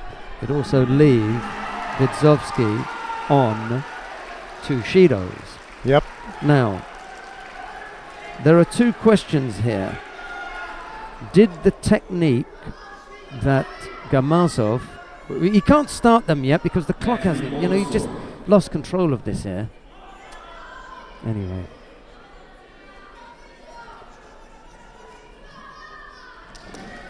Well, between the two, players' states of mind, it's clear that Gamasov is all over this. He's been gifted the contest in 2 ways. One from, the officiating, and the second from Bidzovsky. Yeah, Bidzovsky really stopped playing. But the important thing here to look at is, when did Gamasov launch his attack? If he launched his attack with any time left on the scoreboard, then it's valid for scoring purposes, irrespective of whether Bidzovsky, in the middle of the attack, thought time was up. heard that the bell had gone and relaxed, which is what he did. The technique had not yet been effective when Bidzovsky heard the buzzer and said, well, he hasn't thrown me yet, so I'm okay. That's not the point. He'd started throwing him. Right. That's his problem. Right.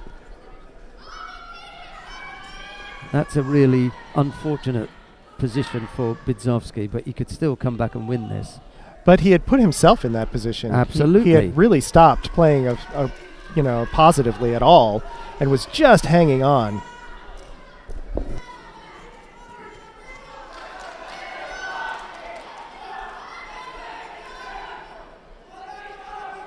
Okay, and one reason I wanted to go to mat 1. Oh, and Gamasov in for the Wazari. So Gamasov just pulls it out.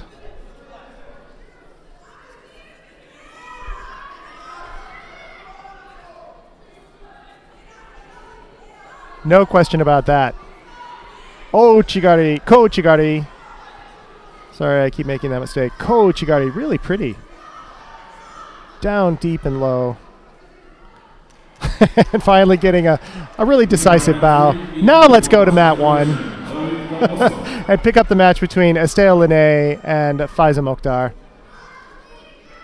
The next quarterfinal for Judo men under 73 kilos at number 3. Individually for Greece, Georgios Makarian. In white for Belgium, Abdul Malik Umayev. Oh, that's a repechage match. So, I'm sorry, I misread the board here. So, we have 2 quarterfinals going on. Let's go to mat 2, back to mat 2, but we'll want to make sure we come back to mat 1 for the semifinal match that's coming up. There's still 2 minutes left here. So let's go back to mat 2 for the quarterfinal match between Kaja Kaiser and Topalovic.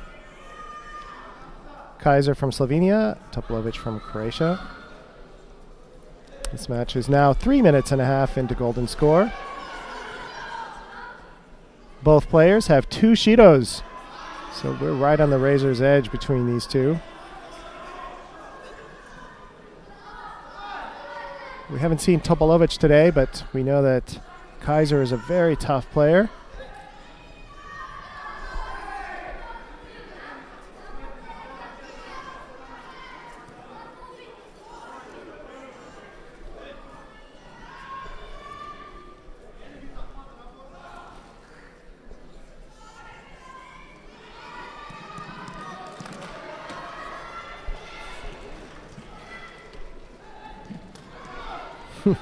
And in for the ippon, Kaja Kaiser. Man, it happened again. I was looking at my bracket sheet and I missed the throw. Here we go. Get a chance to see it again. Let's run it in reverse. Okay, now it's just paused. Oh, in for the shimiwaza. Wow. Okay. She was nearly out. Look at that. Okay. That's good. So now we know it was a shimiwaza. So Kaja Kaiser will through to the semifinals. Kaja Kaiser will be the semifinal for junior women under 57 kilos. Didia Topalovic from Croatia goes to the repechage. The next quarterfinal for junior women under 52 kilos. Okay. Let's Let's go to mat 1 for the semifinal. Negative. Sorry about that, Gene. Sorry. Between Kaleta from Poland and Takeda Ryoko from Japan. Yeah, mat 1. Why not?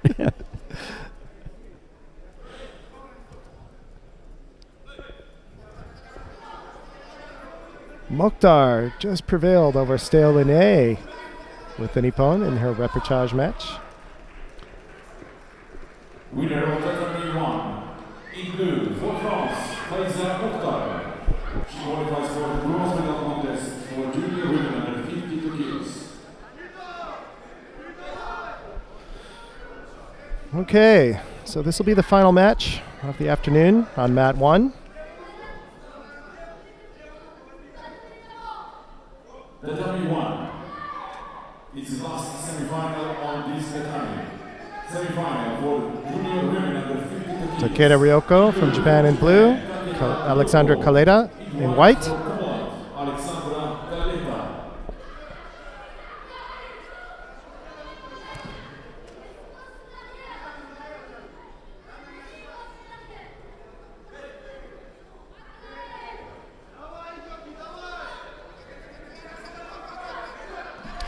Ooh. Kaleta coming around the outside of Takeda's arm there. That wakigatame kind of action is, that armpit, armbar kind of action is forbidden as a throw. Oh! Sore tsurikomigoshi for Takeda, but Kaleta just riding it out. In for the shimiwaza now, trying. But Don't think she can really quite get it. Takeda's pretty locked up in there. But Kaleda giving a really good try. Takeda standing up and then giving it right back.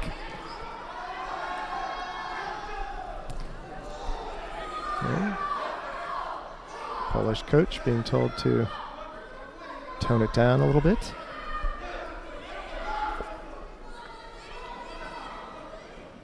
Again with that wakigatame. Takeda in for on sore tsurugomigoshi. So the difference between sore tsurugomigoshi and that wakigatame kind of entry is, even though they're both coming in from the outside, turning in from the outside and bringing the arm across the body, the wakigatame keeps the arm under your own armpit, your opponent's arm under your own armpit, and straightens it out. So you're putting an arm lock pressure on that elbow as you turn towards your opponent.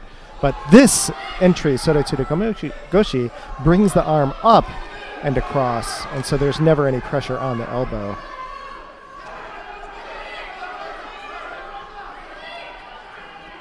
So both players trying these external turning entries, but Takeda getting a bit better of it. She's been much closer to throwing Kaleda. Kaleda's been coming in and putting pressure on the arm, but not really getting a throw going. Of course, it's illegal to throw that way anyway. Oh, and again, Takeda with that sore entry. Sore tsurugomigoshi means sleeve pulling, lifting throw. Okay, Kaleda being hit with the first penalty. Shido for passivity. With one matches well along the way. 140, that was at 145. In for a tomonage, but her hips are way too far out. Had her foot up, really braced well against Takeda's hip, but she had just not come in enough and gotten underneath Takeda. Still, it was a good attack, and that's what she needed to do. Oh, and Takeda in for that Ouchigari. But Kaleda turning not enough, though, getting the Wazari. Takeda gets the Wazari with 1:15 left in the match. Here we go. She comes in, Ouchigari, and driving her down. And Kaleda trying to turn into it, turn towards her front, but not quite enough. So, Ouchigari, and then Ouchigari, really driving. Yeah, down on her side, and then turns in. Okay, so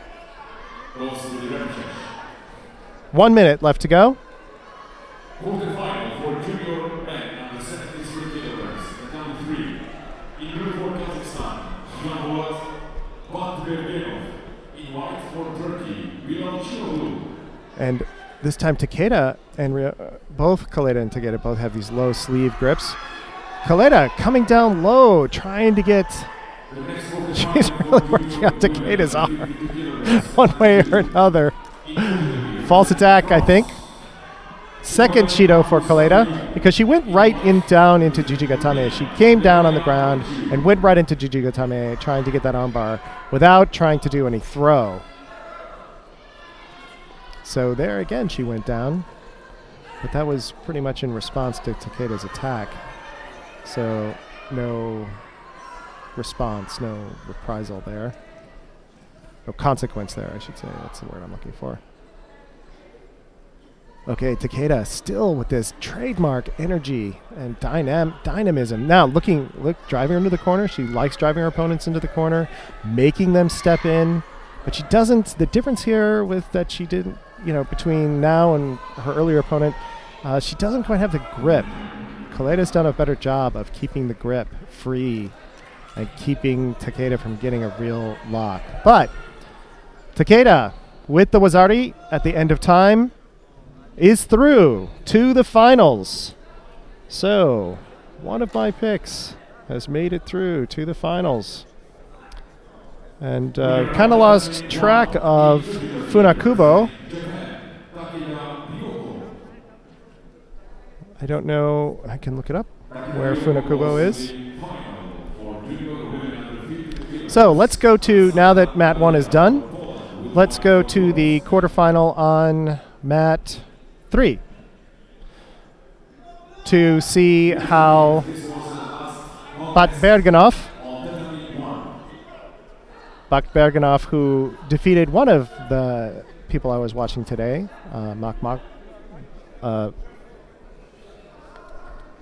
what's his name? Makhmadbekov.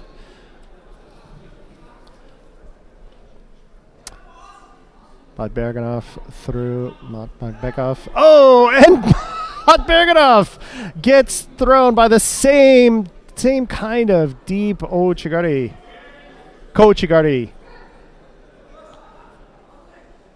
It seems to be a favored throw among people from this region of the world.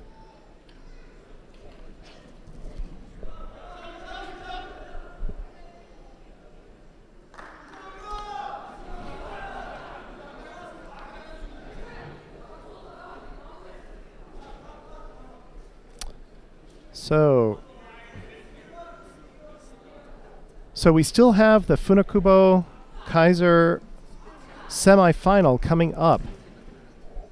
So Funakubo and Kaiser will be coming up. Sarah Leone Suzuki defeated Kana Tomizawa to go to the final on that top half of the bracket.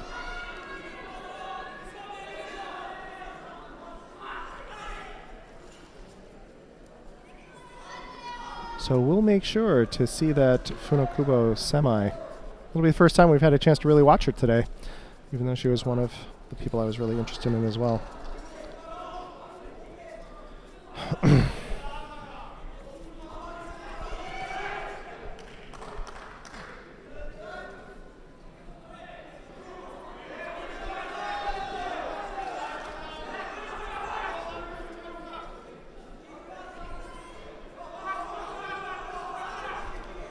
Oh, and a nice big opportunity for a lift by Bergenhoff.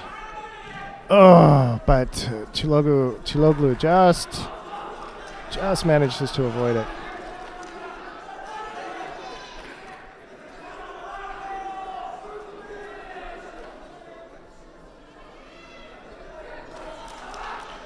Okay, and at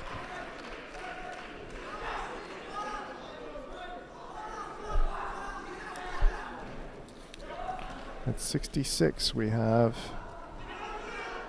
Lombardo in the semis. Lombardo who defeated Aida Yuji. We saw that match.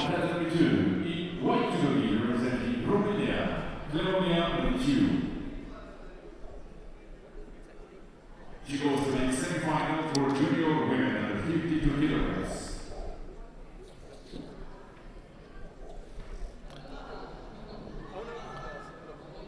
And Chiloglu with the Ippon. The representation contest for junior men under 66 kilograms at number 2. In group judo representing Spain, Salvador Cases Roca. In white judo representing Russian Federation, Kazbek Nagushev. But at 73, another player we were looking at will be Tsukamoto, who was able to make it through to the finals.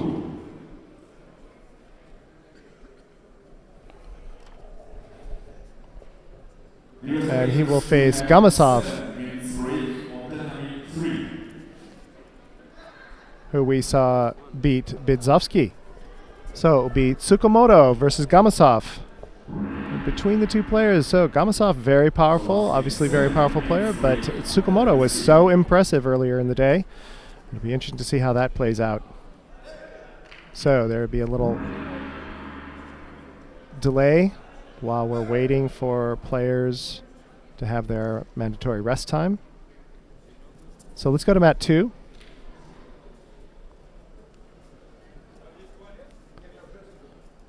Where we have a repechage match between Nagachev and Cases Roca.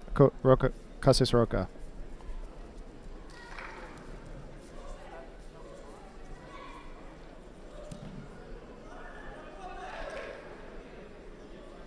That Tsukamoto Gamasov match will be on mat 3 presently. I'll make sure and get a look at that.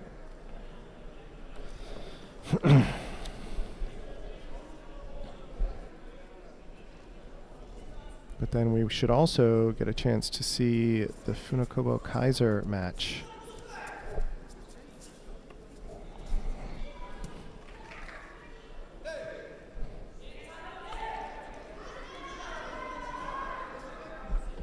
So still a good bit of judo to come in these preliminary rounds, elimination rounds.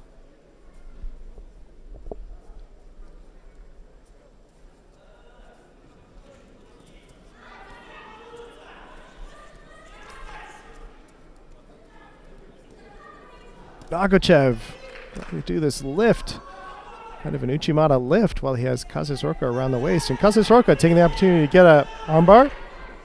But Nagochev kind of crabbing his way around. That may be one of the most innovative entries to Newaza I've seen.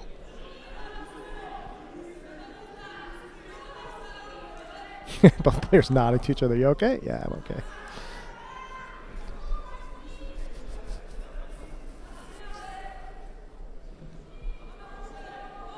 So on mat 5, there's currently a 5-minute break. I'm sorry, mat 3, there's currently a 5-minute break.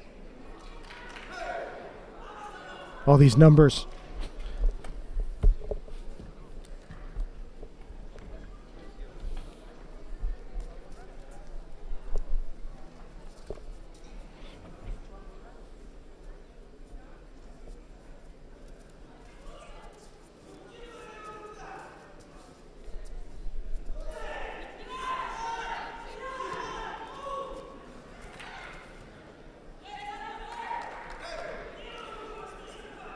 .128 left in the match. No score, no penalties.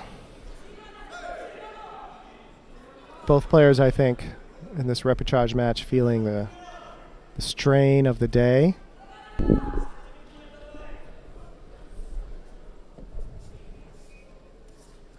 So, Sheldon, do you have something to... No, really, only in connection with that contest with Bydowski and Gamasov. You know, it's taken a while to look at the freeze frames, and Gamasov attacks with a split second left on the clock. There is time left on the clock when he begins his attack. Whatever happens after that, it's all in. That's right. Everything is allowed. It all counts. Because he started his attack, you know, not that coincided with the end of time, but before. Just before. So it's like a shot in basketball. If you shoot before the buzzer, if it goes in, it counts. So what happens is it's going over. You know, he's launched the ball. It hasn't hit the basket yet. The buzzer goes. It then hits the basket and goes in. And people only hear and see the buzzer and no ball in the basket. Right. It's when the action starts. There's a nice action there in the right corner there. Yep. And that's the action we're talking about. That did not even coincide with time. It actually started with a second. But what happens is that's when the buzzer goes. So the attack has started, but the buzzer goes, and the referee says, there's no score here because I've heard the buzzer go, and he hasn't been thrown. And of course, his back was to the clock. And his back was to the clock, although he gets caught up with the buzzer business. You know. Yeah. So it's absolutely one of the most tricky things for a referee to deal with, because you need to have this looked at over and over again. And well, that's why we have video, and why we have a commission, and it's to make sure it's all done according to the rules. So good call by the refereeing commission, to give him the score, and excellent play by Gamisov. Yeah, and a good lesson for I'm sorry, now I'm having trouble remembering the name. For who did Gamisov throw? Bydowski. A good lesson for Bydowski. It's like, don't stop playing until you're off the mat, in your locker room, changing clothes. That's when you stop playing the match. And if we go back a little bit in that contest and look at the scoreboard, I'm sure we'll see that Bydowski was penalty free. Oh yeah, with just 30 seconds to go. With 30 seconds left, and he gave up 2 penalties in 30 seconds. Yeah, and arguably he could have picked up a third penalty for the way he was running away. Absolutely. In the last few seconds. It's such a shame when that kind of thing happens. Anyway.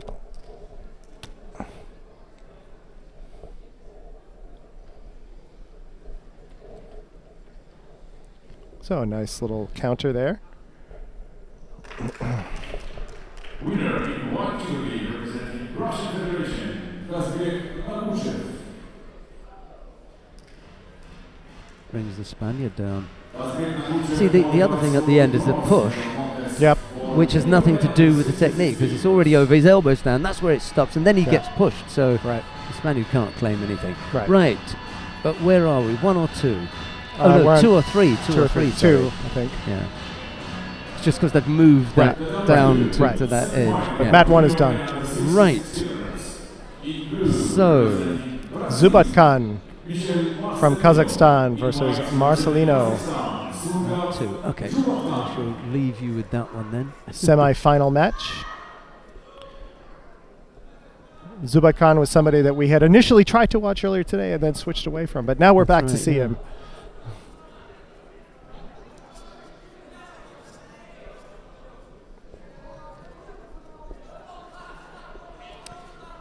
Yeah, it could be, we may get lucky and have another 15 or 20 minutes here. We shall see.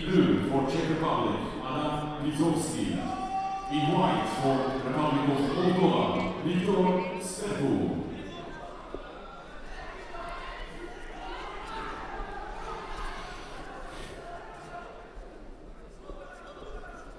It's really unfortunate when there are, there's a whiff in the air about, I've been robbed or something like that. Oh, yeah. Yeah. Everybody's unhappy when that happens, when you feel like that. But it really isn't the case. No. In this case, it was just, and the only person really who should feel any kind of regret is Bedzovsky, because of, he just stopped playing. He had it in his grasp. He really let it go. Yeah. And you can't do that. You have to keep playing. Right. Gene is going to take a close look at what's happening on mat number 2, because that's where we are now. I'm going to keep an eye on what happens with Bedzovsky on the adjoining mat 3, because he's back on now. We've got Funakubo Haruka coming up next against Kaya Kaiser of Slovenia. What a matchup that will be. That'll be good. And then Tsukamoto Ryo of Japan to face David Gamazov, if he's recovered sufficiently after his grueling battle with Bedzovsky. we shall see. Oh, he's putting on his head. Sorry, go on. I'll leave that with you. Okay. So, Zubatkan kind of crawling up. Marcelino's back there. 2:17 left in the match. No score, no penalties. Both players squaring up, seeing what we can get here. So, drawing to the edge of the match. Oh, big Uchimata! Beautiful big Uchimata by Marcelino over Zubatkan, who, even though, bridges out and brings the Ippon in.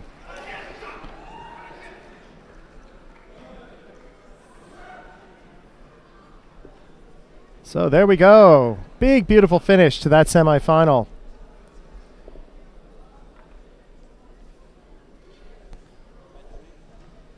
And our tech went away, so we won't. I don't think we'll get a replay of that. But he's gone to work the replay Oh, machine. oh, there he is. Yeah, okay. Sorry, he can only do one machine at a time. I just saw an empty chair. Yeah. So he will bring that to us.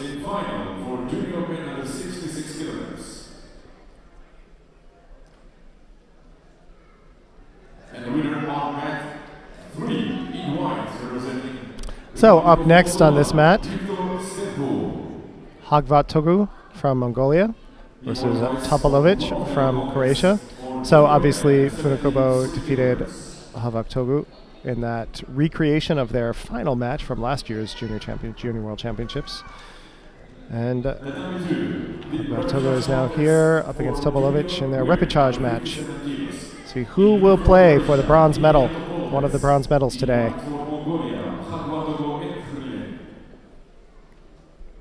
The repechage contest for junior men at 73 kilos, man 3. In blue for Kazakhstan, Jambolat Bakhtermenov.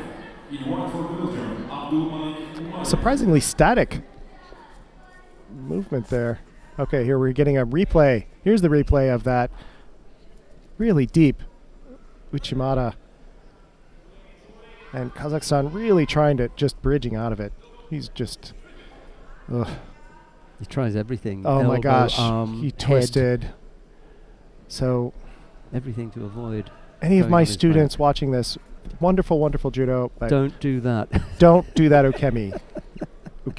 This Ukemi is terrible.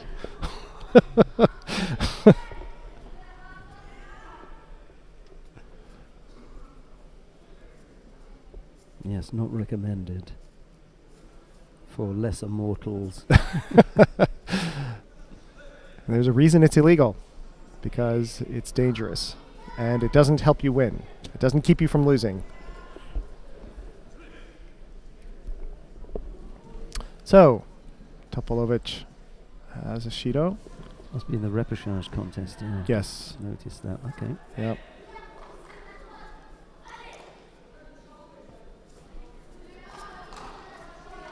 Oh, what a Shimewaza entry. Gorgeous. Oh, Had to tap out there. that's one to see again. Oh, That was cracking. yeah. It may take us a little while to get that because we've got, Lance working on a couple of other things, but that really was beautifully done. Nice entry, good strong finish, and Kaiser wasn't getting. Topolovic wasn't getting off that. No. So, Funakubo Haruka from Japan versus Kaya Kaiser. Here you go. A nice replay of the end. Ippon. It's always nice to see that. Yeah. Yep. Good Don't worry, sportsmanship. don't push him too hard. No, He's a nice guy. He's a nice guy. So that's okay. Let's watch this match now. So first time we've got to see her today, and hopefully get a chance to see what I was talking about earlier. she just doesn't Unless stop. we get a replay. And here's a replay. So down, in, whipped around. What a finish. Really beautiful dynamic. Shimewaza, just no getting out of that. Gorgeous. Gorgeously done. Okay. Thank you very much. Thank you, Lance.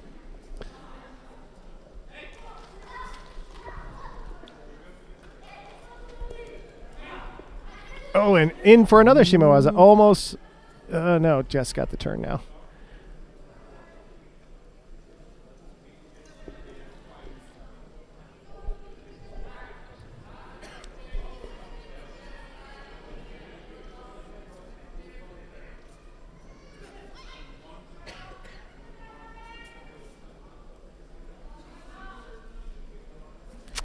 Kaiser just does not want Funakobo to get a grip. But Funakobo in anyway. See, look at that. Just drawing her in, brings her down. Just going to open her up. And then she doesn't tend to throw for Ippon, but she loves to finish with Osaikomi, with pinning techniques. Kaiser drawing the first penalty for defensive play. Being too defensive. Is it my imagination, or does Kaiser have a brown belt on? No, that's a good spot. So that's something, playing at this level and being a brown belt. She's yet to be given her downgrade. There are a few countries where, you really have to take your time. Hungary is one of them. Slovenia is another. They're not giving them out early. Oh, a second Shido for Chikotai. Yeah, well, she's finding grips difficult with Funakubo. Yep. So doesn't want to give up a strong position, and on 2 occasions now has picked up penalties. And this is what Funakobo does. She grinds you down You know, it's not that she's crushing you or keeping you. Yeah, there we go. Yeah, nice wazari. Nice little low ashiwaza. And then she'll work this. She'll work this and get the osaikomi, and there she goes. This is exactly how she does it.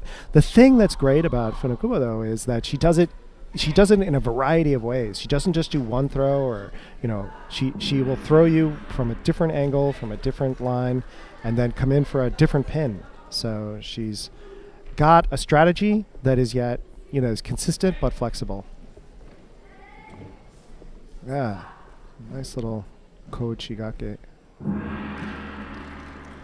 Bringing it down for that wazari, and then finishing it off. Okay. So let's go to mat 3 now, where the match, the repechage match at 73 kilos between Umayev from Belgium, versus Batbergenov is underway. Oh no, it's just finished with Batbergenov winning by wazari. Which brings you to your semi-final. Brings us to the semi-final. Right, that's what I was, yeah. We've Great. got the 2 semi-finals in the under 73 kilo category going back to back there.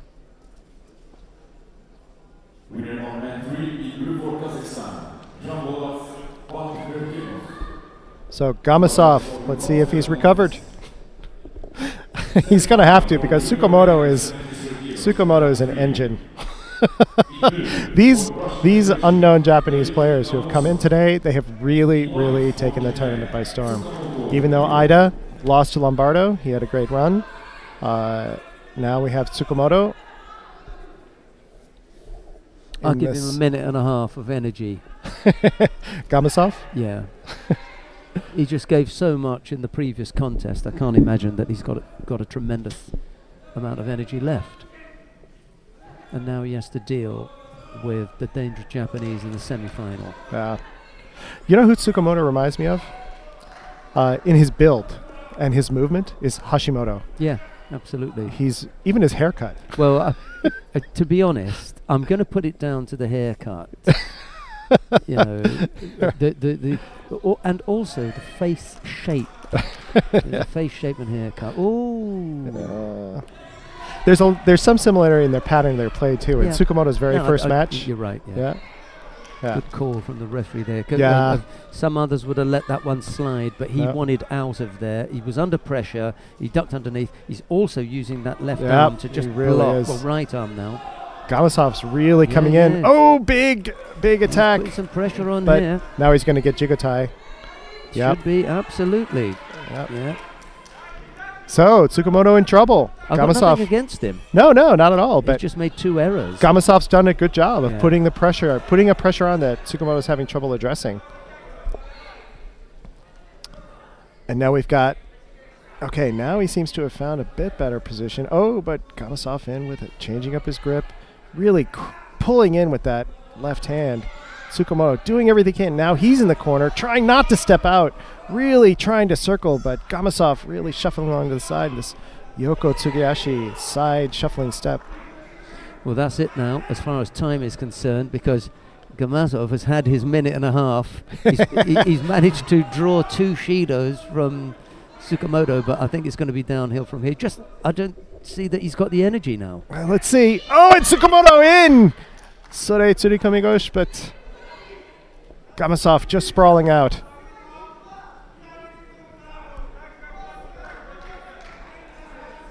Gamasov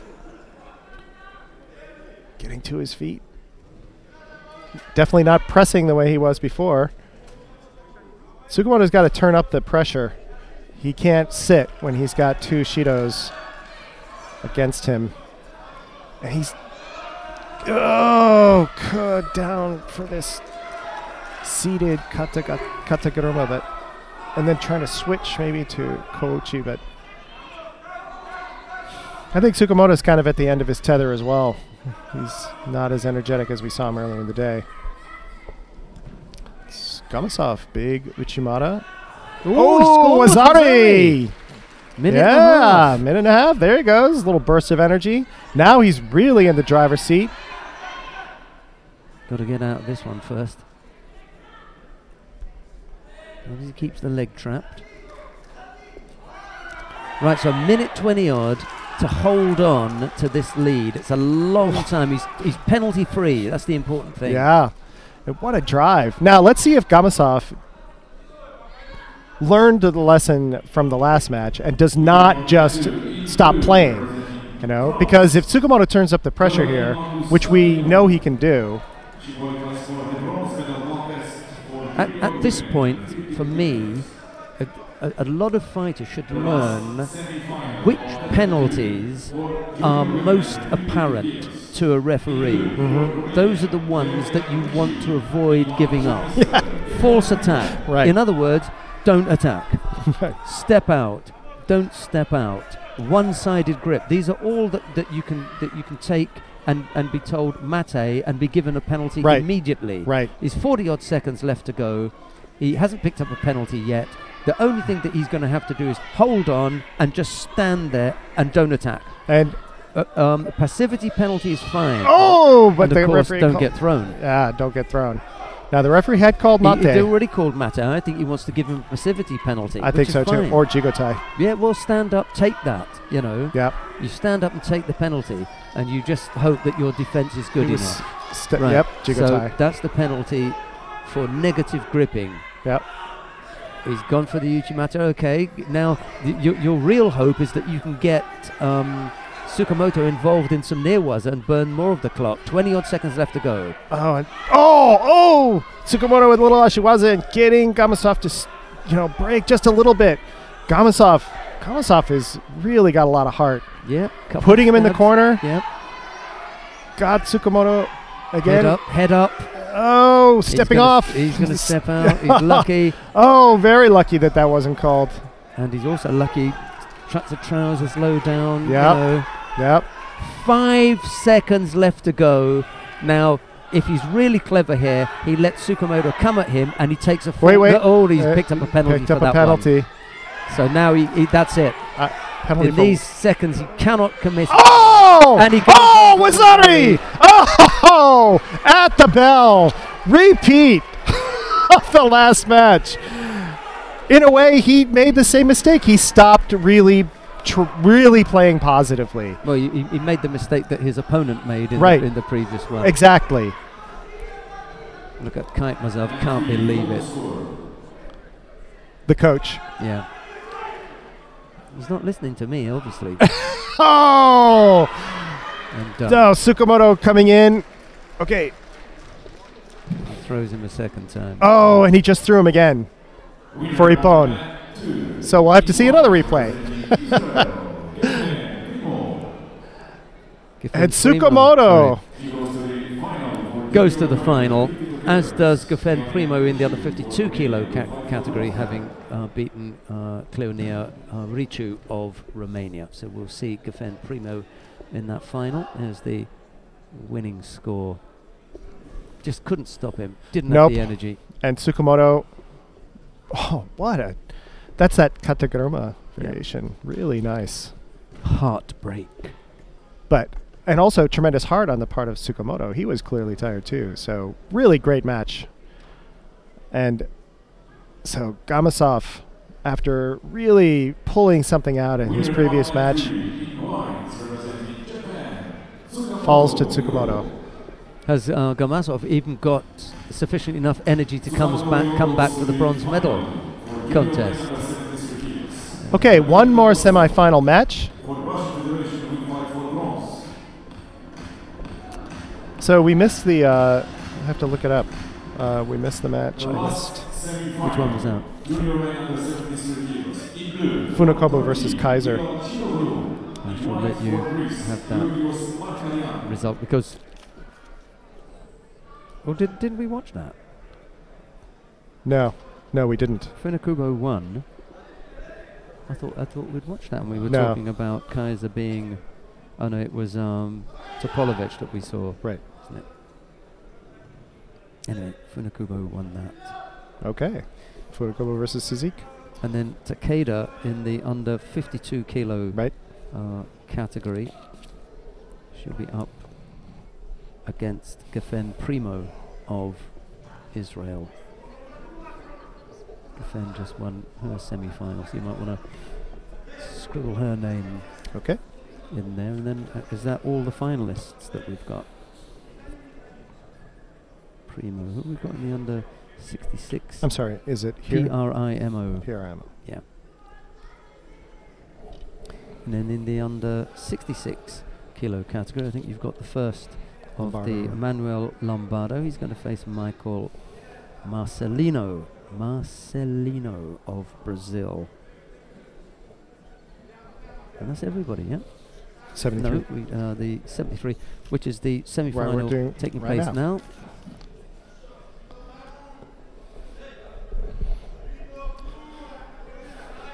So even though judo matches are limited in their time, judo tournaments are definitely endurance events, and you can see it in these players as they get to the semi-final. They're just, by this time it's as we saw between Tsukumoto and Gamasov, who not just is the better player, but who has the deeper well. Right.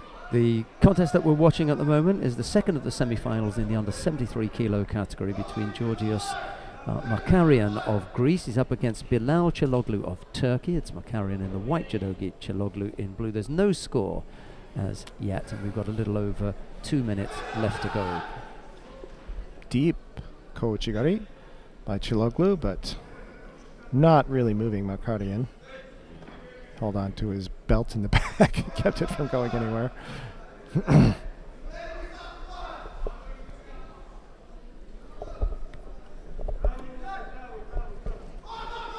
Ooh, nice entry by Çalhanoğlu for a kind of an unconventional Uchimata, bringing Makarian around. So Çalhanoğlu definitely has the momentum going in terms of really effective attacks, really attacks in general.